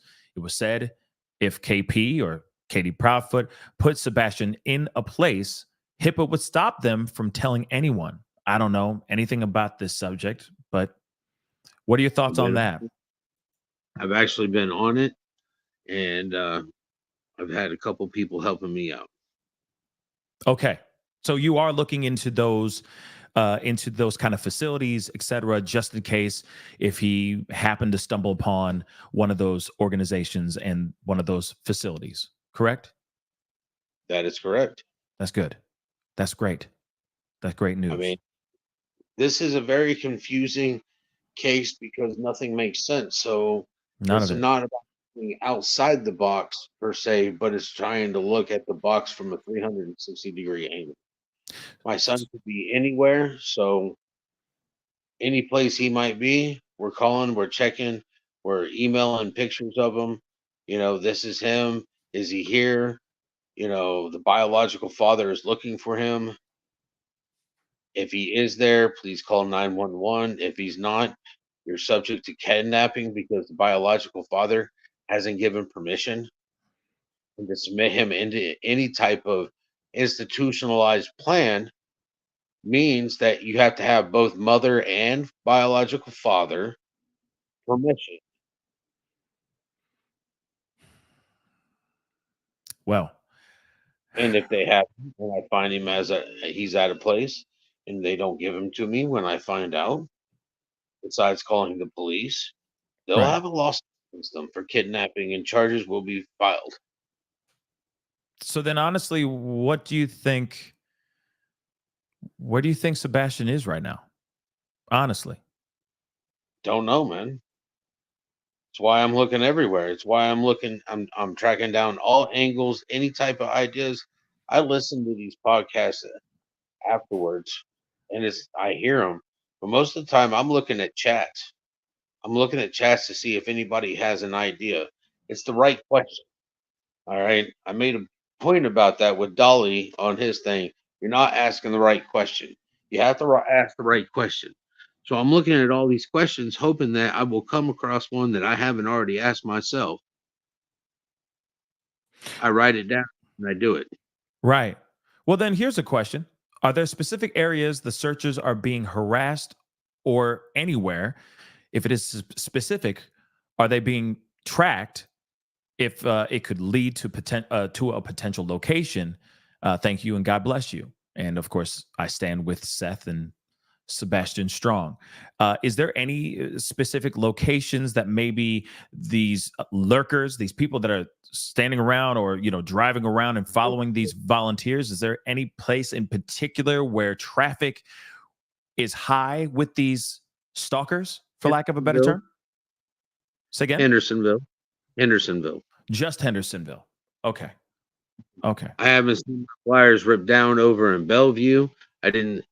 And I'll tell you some of the places I've been. Bellevue, I've been all the way over there on that side. I'll go check and make sure the flyers are there. But I've got people going to the same places 3 days later because all the flyers are gone. So you keep circling back. Go ahead. Sorry. Yeah. I was going to say, yeah, we do. We keep circling back. I believe he's alive. If he's not hidden somewhere or in some camp that we haven't found yet,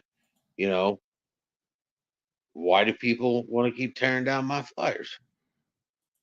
No Why doubt. don't they? The questions that I have, why don't you want me to find my son? I think that's the reason why. I think that's the ongoing question that we all are asking the same thing. I mean, why are these people following your volunteers, following you around? Why are flyers being ripped down? You've talked to 5-0, you've talked to law enforcement. So why hasn't law enforcement actually gotten off their butts and done something about these people that are lurking in the background? And I get it that, they may not be breaking any specific laws, but at the same time, if they're tearing things down and intimidating people, that's a big problem, especially when it comes to this search. It's intimidating people enough for them not to show up, if that makes any sense. Cajun Navy left because of these threats that they were getting.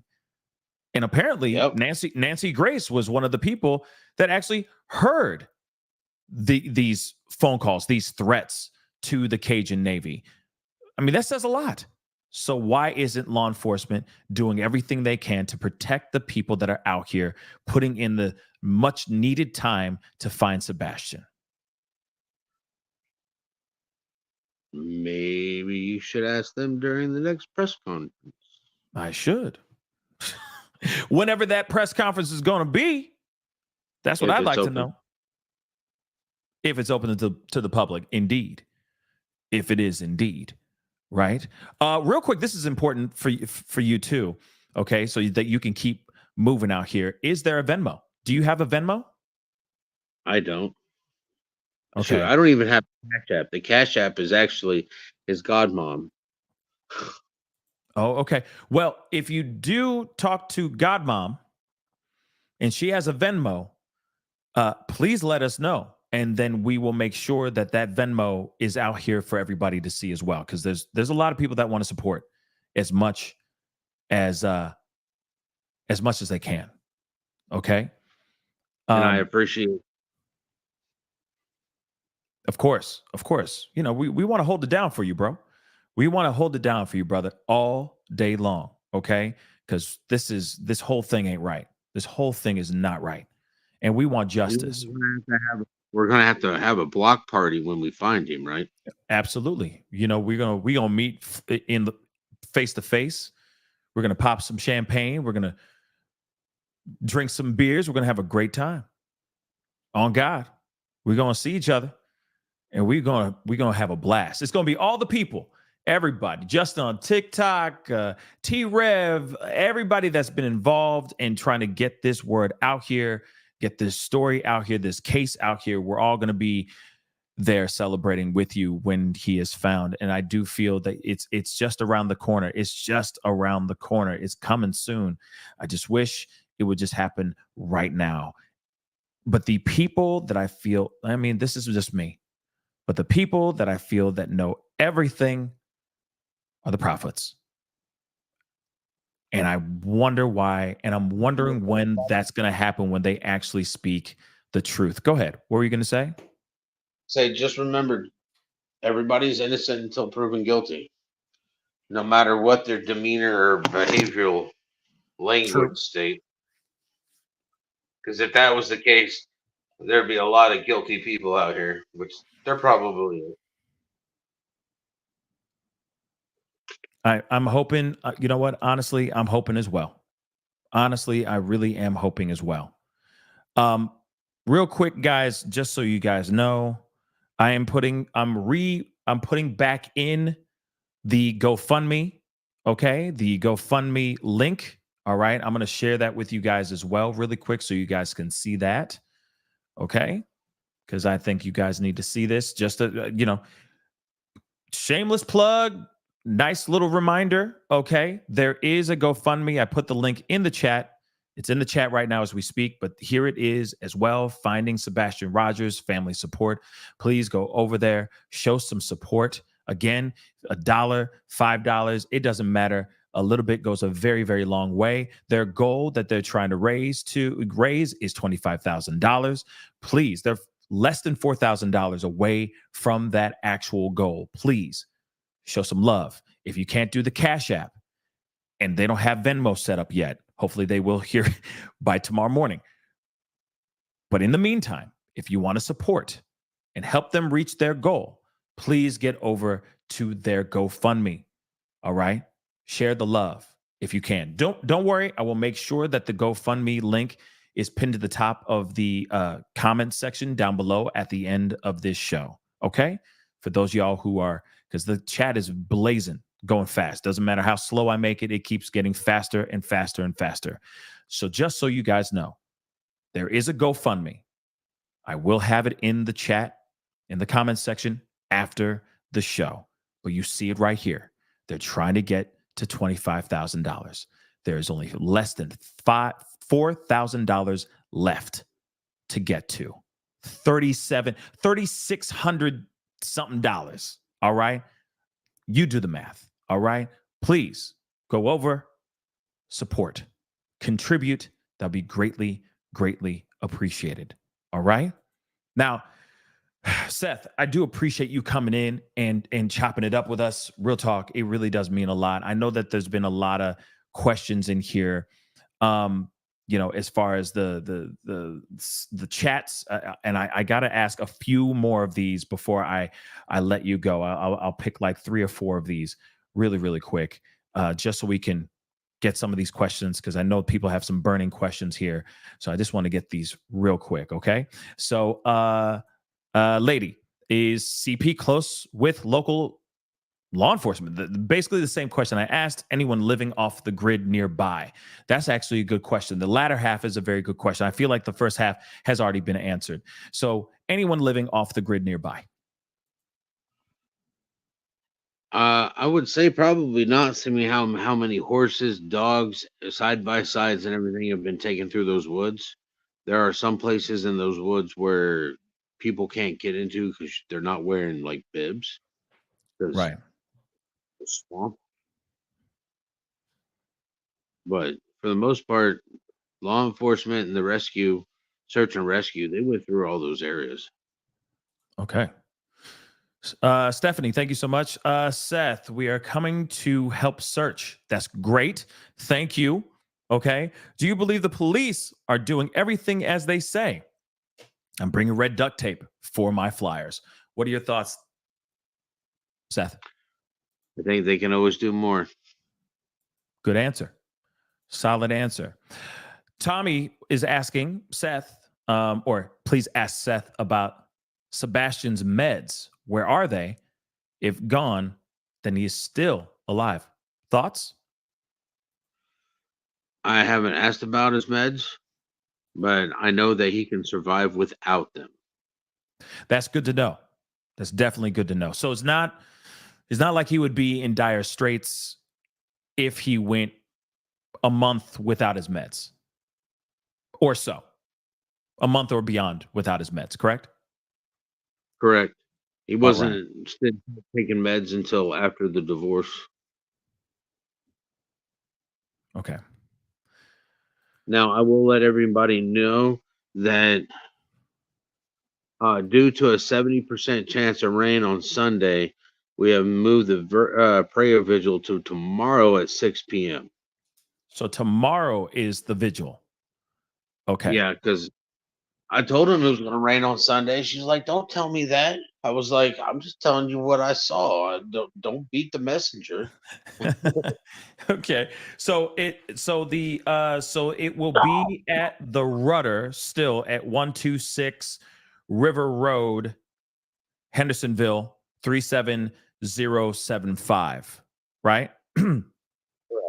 At 6 p.m. 6 p.m. tomorrow.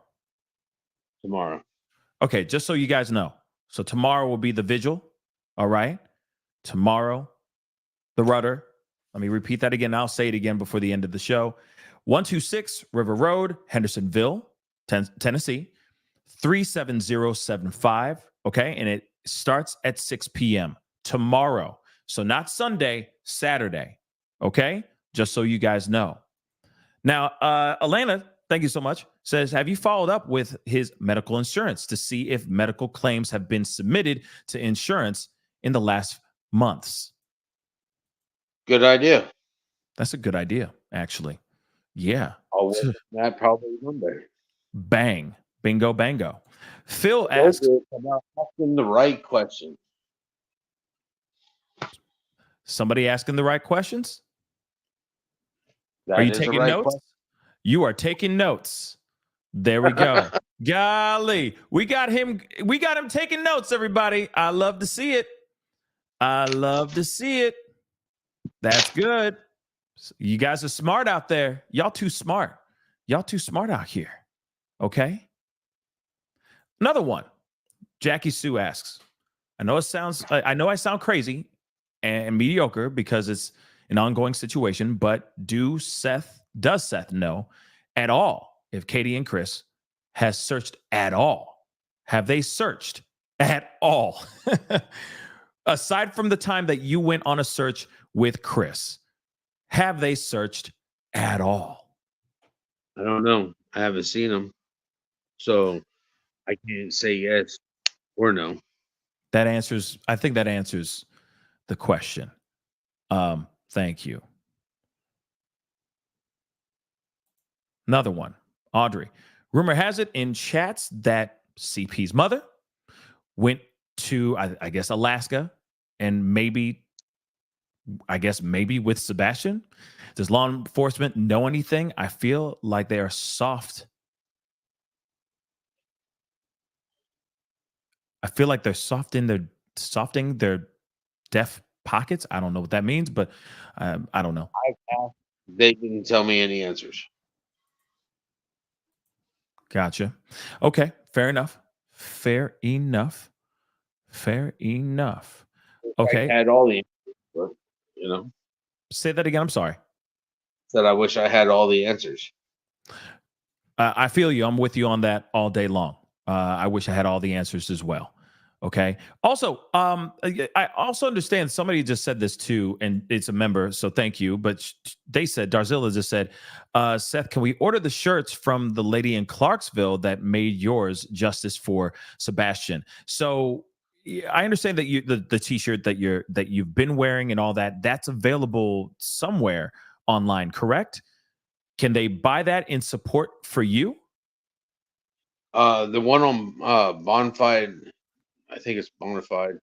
That one is pretty much like a fundraiser. Any money that's raised from that will end when I stop selling the shirts. There is a lady here. You'll have to check on Facebook. She said she was going to make a post so that everybody knew that she could make shirts, and it is local. And she asked me if she could, and I told her, yeah. That's what's up. I think that's also important as well. Because if any of the proceeds go back to you in your search, yeah, hopefully she sells the hell out of these shirts. Oh no, she sells the shirts at I think she's selling them at her cost, but that just keeps the money in the community. Oh, okay. Which I like to keep the money in the community. No doubt. No doubt. Well, regardless, I think that you have your GoFundMe, you have the Cash App. I strongly recommend getting that Venmo hooked up because I know that there are people outside of, some people outside of the country that can't do Cash App that want to support or give you a little bit of love during these trying times. So I definitely would recommend doing that, my brother. So talk to your people, let your people talk to your people and see if you can make something like that happen. I think that would be extremely, extremely helpful for you. And of course, we got the GoFundMe, the Cash App. We got all those things running at all times, which is really, really fantastic. But I also want to say, I mean, of course, you're going to take a little bit of time off. I mean, we're walking into the weekend and everything. So I as I said last time we talked, so I'm going to say it again till I'm blue in the face. I just strongly recommend you getting the rest that you rightfully deserve. Rest that arm, rest that shoulder, that back. Let it do what it needs to do. I know it's stressful times and there's a lot of BS and a lot of drama circulating around your son's disappearance. But you can't be fully functional if you're half asleep out here, right? Sleep is not something I get. I get that. But I just say, please try. We know you get sleep. Oh, me? Oh, we know you get sleep like 10 or 12 hours a day. I mean, man, I wish. I got an 8-month-old. So no, not really. But at the same time, just running on adrenaline, man. You know what I mean? But I'm definitely getting more sleep than you. That is definitely for sure. Okay. So rub it in. Yeah. Well, I mean, I just want you to take care of yourself. Long story short. Okay. I got to be here for Sebastian for a long time anyway. Abso-freaking-lutely. Okay. Absolutely. I know that we just talked through a lot of stuff. And I hope that some of this was cleared up, or at least a good portion of it, because I know that when you had that interview, that really shocked the hell out of a lot of people. But I think that we were able to clarify a lot of things. And I also think that it's important that we're seeing a little bit more an understanding of the dynamics between you and them. I think that's really important. And the dynamics, most importantly, between Sebastian in the middle of all this as well. I think that's really important. Now, where he is, I know that you're still trying to find him, and we're praying for you. We really are praying for you. We really want him to come back home, and I think the more we keep talking, the more we get this stuff out here, the sooner we can bring him home.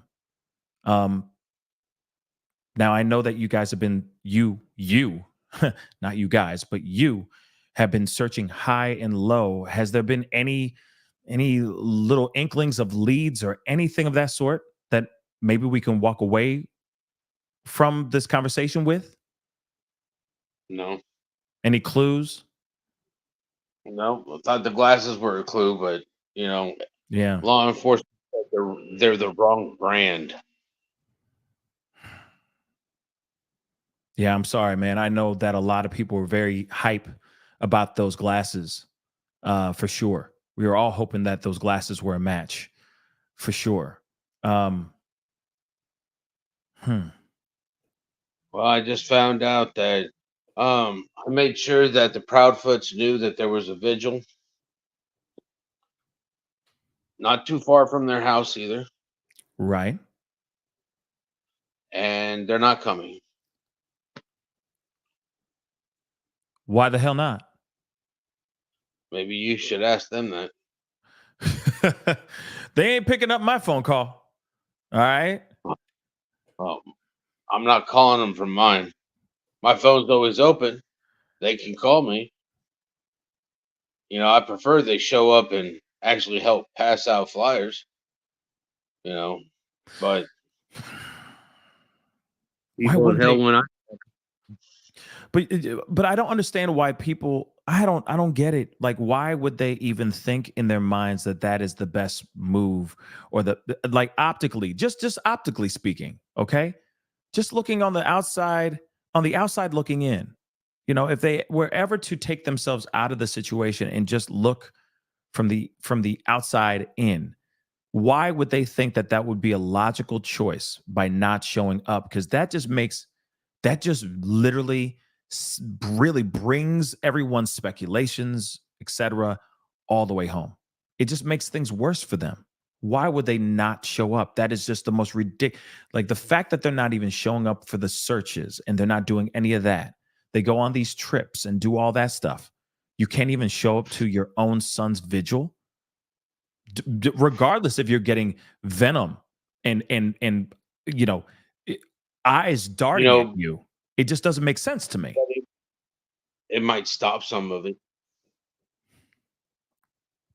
It would, right? Wouldn't it a little bit? Just a little bit?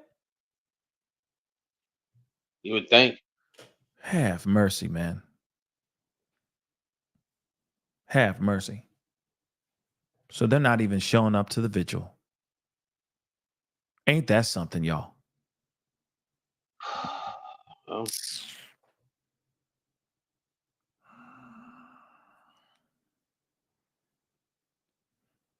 My brother, I'm sorry. Because you are like, we all react to this because we are all emotionally attached to this case, and we are emotionally attached to you. I'm emotionally attached to you, my brother. I care, but I can only imagine what it feels like to be on the receiving end of that text message, finding out that the mother of your own child is not willing to be at the vigil. Like I said, I just don't get it. I just don't. And it just hurts my heart. It really does. You deserve better. Sebastian deserves better. Just like she said in that statement that her son deserves better. Interesting that she's not doing exactly what she said in that statement. Showing up and being there in solidarity with everybody else. I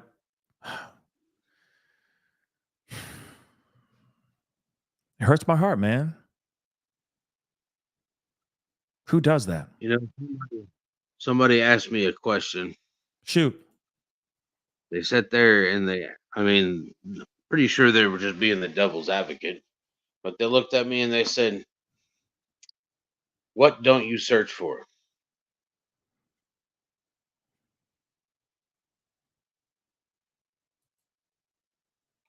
What don't you search for? You don't search for something that's not lost, Ain't that the truth? but you have to have an attachment to it in order for it to be lost. Mm-hmm.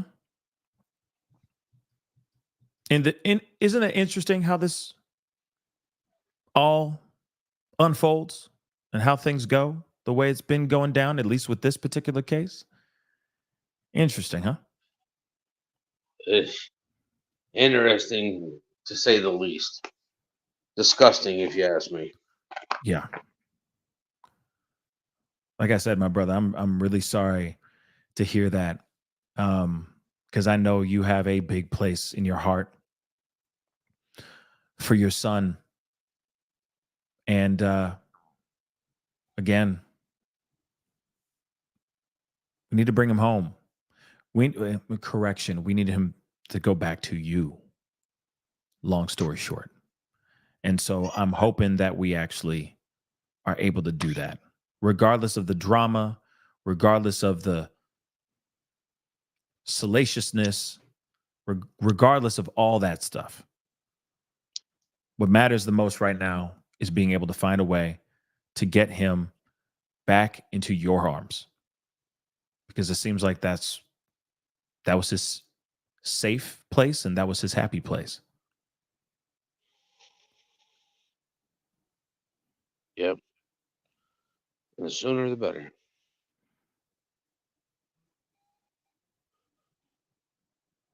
I'm praying for you, my brother. I I really, really appreciate am. it. We're praying for everybody. Well, listen, I'm going to let you go so you can get some proper rest. You know, we've had quite the epic conversation. There's a lot to dissect.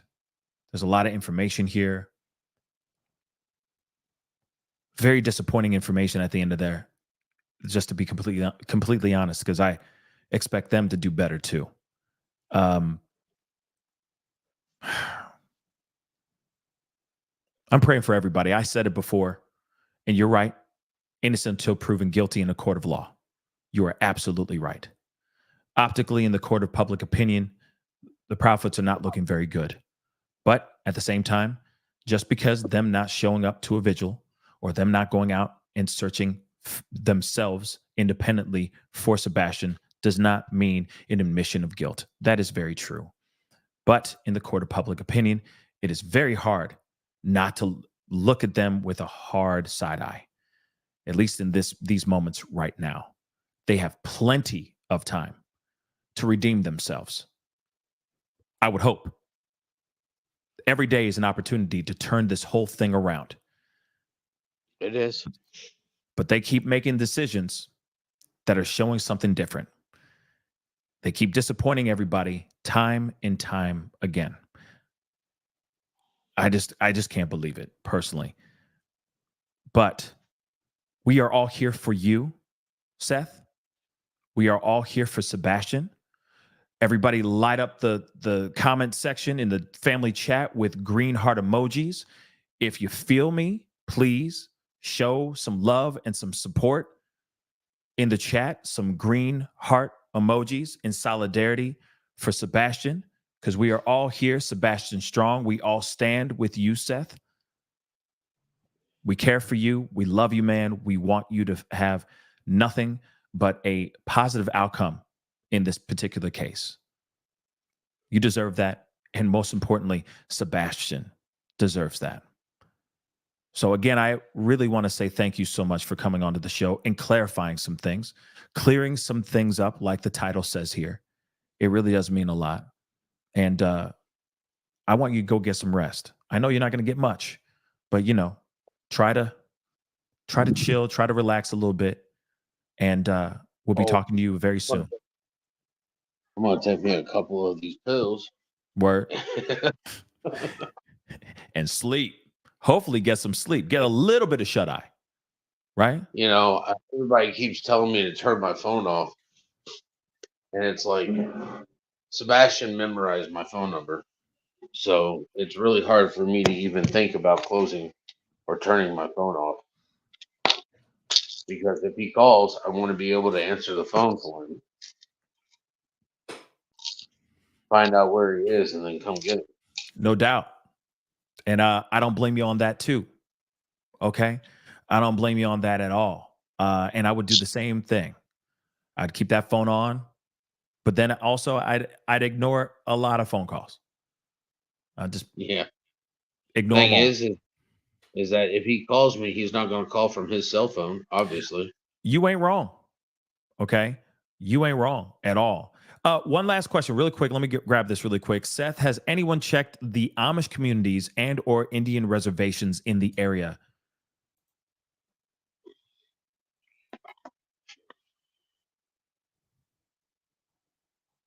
Another good question.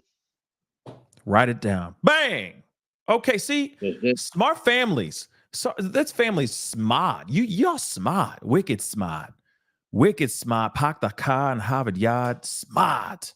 Okay, I'm very proud of y'all. Okay, but Seth, I'm gonna let you go so you can go do your thing, get some rest that shoulder, because I see you stretching it, moving it around. Go get some much needed rest, my brother, and we will talk here very, very soon. All right. I just want to let you all, for the local shirts, you can contact Ms. Laura Jones on Facebook, and she can get you in touch with the local shirt. Wait, so real quick, Laura or Maura Jones? Laura. Okay. You writing that down? Yes, sir. Hey, man, I'm trying to help you out, bro, in any way I can.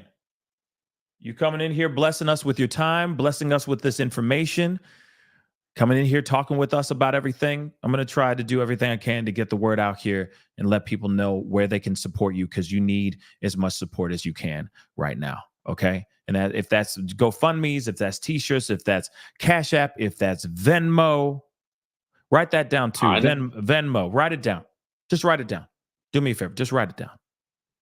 You're going to do me a favor.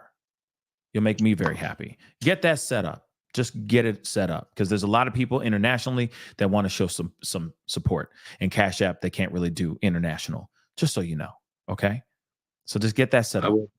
Okay? Thanks for the information. I wrote it down. And I've been drinking water. What else do I need to do so you don't yell at me? Get some rest, bro. Get some rest, my brother. What did you say? Say that again. You're the one with me still on the show, asking me questions. I'm hanging up on your ass then, okay? Much love to you, my brother, okay? Please stay safe out there. Stay safe out there, okay? I know these streets are crazy right now, okay? We love you. And we'll be in contact soon, okay? We'll talk soon, okay? Yes, sir. All right. Stay blessed, brother.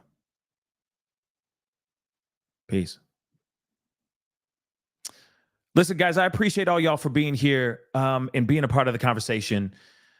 That was a crazy one, and that was a pretty wild ride. There's a lot of information that we needed to get through. Hopefully, I was able to cover as many of those bases as I could.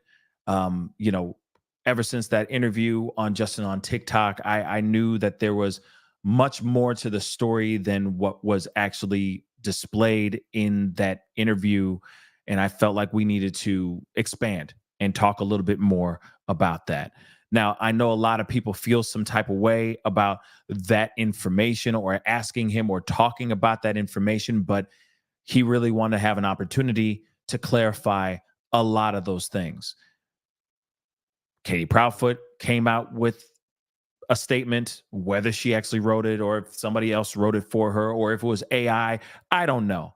But it was written by her or posted by her account, and she had some things to say, and there were some scathing accusations about Seth in there as well, and I wanted to get him a chance to clarify those things as well.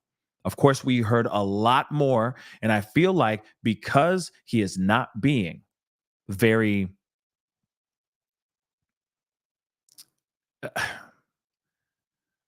I feel like he's been very diplomatic for a long time, ever since the moment his son went missing. And I think now he's tired. And you heard it from him. He gave us a lot more information. We got a little bit more insight on the dynamics within their relationship. That's the Proudfoots and Seth's relationship. And we heard a little bit more of a dynamic in understanding the dynamics between Sebastian with Seth and Sebastian with the Proudfoots. Now, I want to make sure this is abundantly clear. This is only one person's perspective. This is only one person's telling of this story, telling of this experience. There are other people involved that have other perspectives as well. So I say, take what you hear with a grain of salt. Take what you hear and, okay, think about it critically and independently before it starts going all crazy, etc. Just remember that there are always 2 or 3 sides to this particular story. Just want to make that abundantly clear.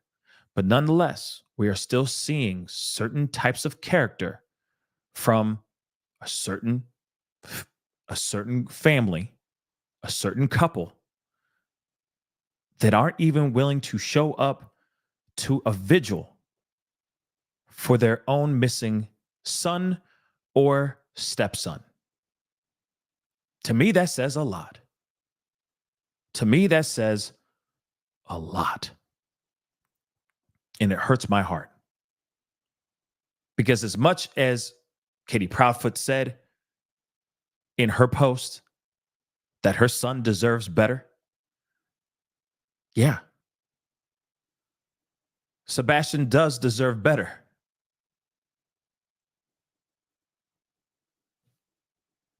And you're not even trying.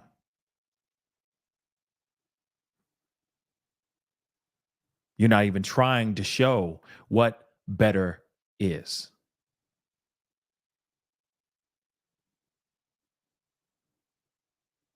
This whole thing hurts my heart. Real talk, it hurts my heart. Because as a father, myself, I'd stop at nothing. I'd stop at nothing. And I don't care if the general public is looking at me like I'm the villain. I'd still show up. Because I know in my heart that I'm innocent and I have nothing but love for my child.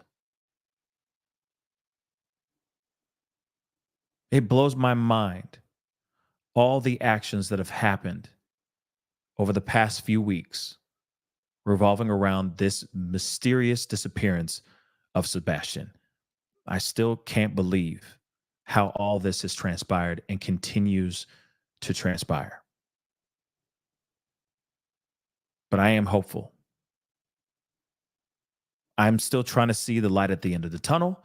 I am still trying to see the silver lining in the gray clouds. I do believe that there is hope here, that he's out there somewhere. But I also do believe that there are 2 individuals, at least, that know exactly what happened to Sebastian and where he is right now. Now, I have no proof of that. This is just what my gut is saying. But the reason why my gut is saying this is how they're operating out here in these streets, and they're operating in a very suspicious way. Again, I appreciate you guys for watching the show. being a part of the conversation. I appreciate all the super chats, all the new members. I appreciate all the support. It really does mean a lot. But let's do everything we can to bring this young man home in the arms of the person that he feels most safe with. And that's Seth Rogers.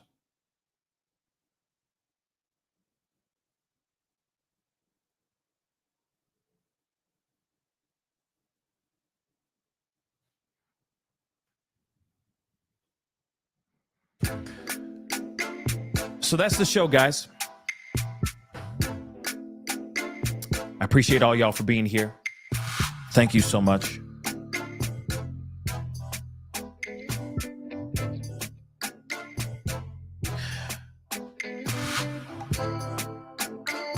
If anybody knows anything in regards to this case, anybody who knows anything and feels compelled or conflicted,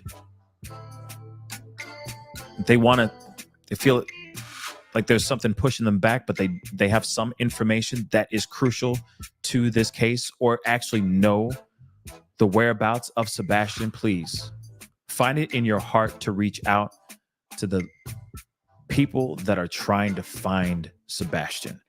The reason why I say this is because I feel like there are people out here that know something.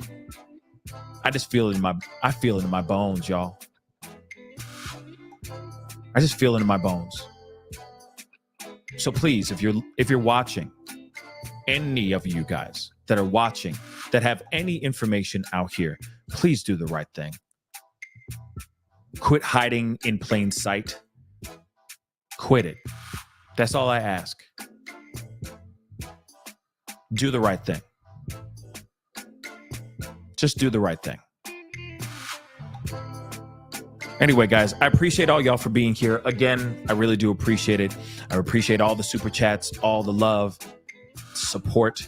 This family needs, the Rogers family needs as much love as they can get and as much support as they can. Again, before we head out, I want to remind you that the vigil will be tomorrow at 6 p.m. Real quick, at the Rudder, which is 126 River Road, Hendersonville, Tennessee. Zip code is 37075. Again, the Rudder, 6 p.m. tomorrow. 126 River Road, Hendersonville, Tennessee. Zip code 37075. It's as simple as that. If you're in the area, or if you feel like driving out there and showing support and being there in solidarity, giving that energy, if you can, to Sebastian and to this case, that'll be greatly appreciated. Show some love. Pinned to the top of the chat right now is Seth's Cash App. Please go over there, check it out. I will be putting his GoFundMe in the chat and in the description box down below as soon as we sign off from this show. That would be greatly, greatly appreciated. Support if you can. Support. In fact, I want to see if there's been any movement on this. Ooh, bang. It went up $800 already. That's fantastic. That is fantastic news. So please keep showing love, keep showing support. That'd be greatly, greatly appreciated. Anyway, guys, please do me a favor before we sign off for the night. Hit that like button down below, please and thank you.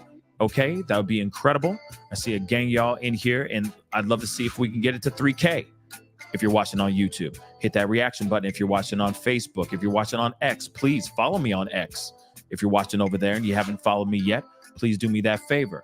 Okay, don't forget, hit that subscribe button. If you're watching on YouTube, become a member. Check out my Patreon. It's in the ticker going down that way as we speak. Okay, patreon.com/the Pascal Show. Check out pascalmerch.com as well. We got some really great stuff over there. Handcrafted hoodies and t-shirts by yours truly right here. That'd be greatly appreciated. Okay, but anyway, guys, most importantly, I need you guys to go over and support Seth Rogers. Support Seth Rogers. I repeat, support Seth Rogers. He didn't have to be on any shows for the past few weeks. He doesn't owe that to anybody. But he's been out here because he wants to bring light and focus on his son's disappearance and finding his son. So if you can, please go support Seth Rogers. Anyway, guys, I appreciate all y'all for being here. You guys are incredible. Thank you so much for being here. If you can, go check out my secondary channel, The Pascal Show Clips. Please go and subscribe over there if you can. That'd be greatly appreciated. It's been a wild night. There's a lot to dissect. There's a lot to digest from what he gave us, the information that he gave us. So let us just, let's simmer down now. One thing I will say, though, I will be live on TikTok in about 10 minutes. I'm going to be doing a little after show conversation on TikTok. So if you're over there, please join me in about 5-10 minutes. That'd be greatly appreciated. Okay. Anyway, guys, it's time to get going. I appreciate all y'all for being here. Have a blessed rest of your night. And if I don't see you this weekend, have a safe one.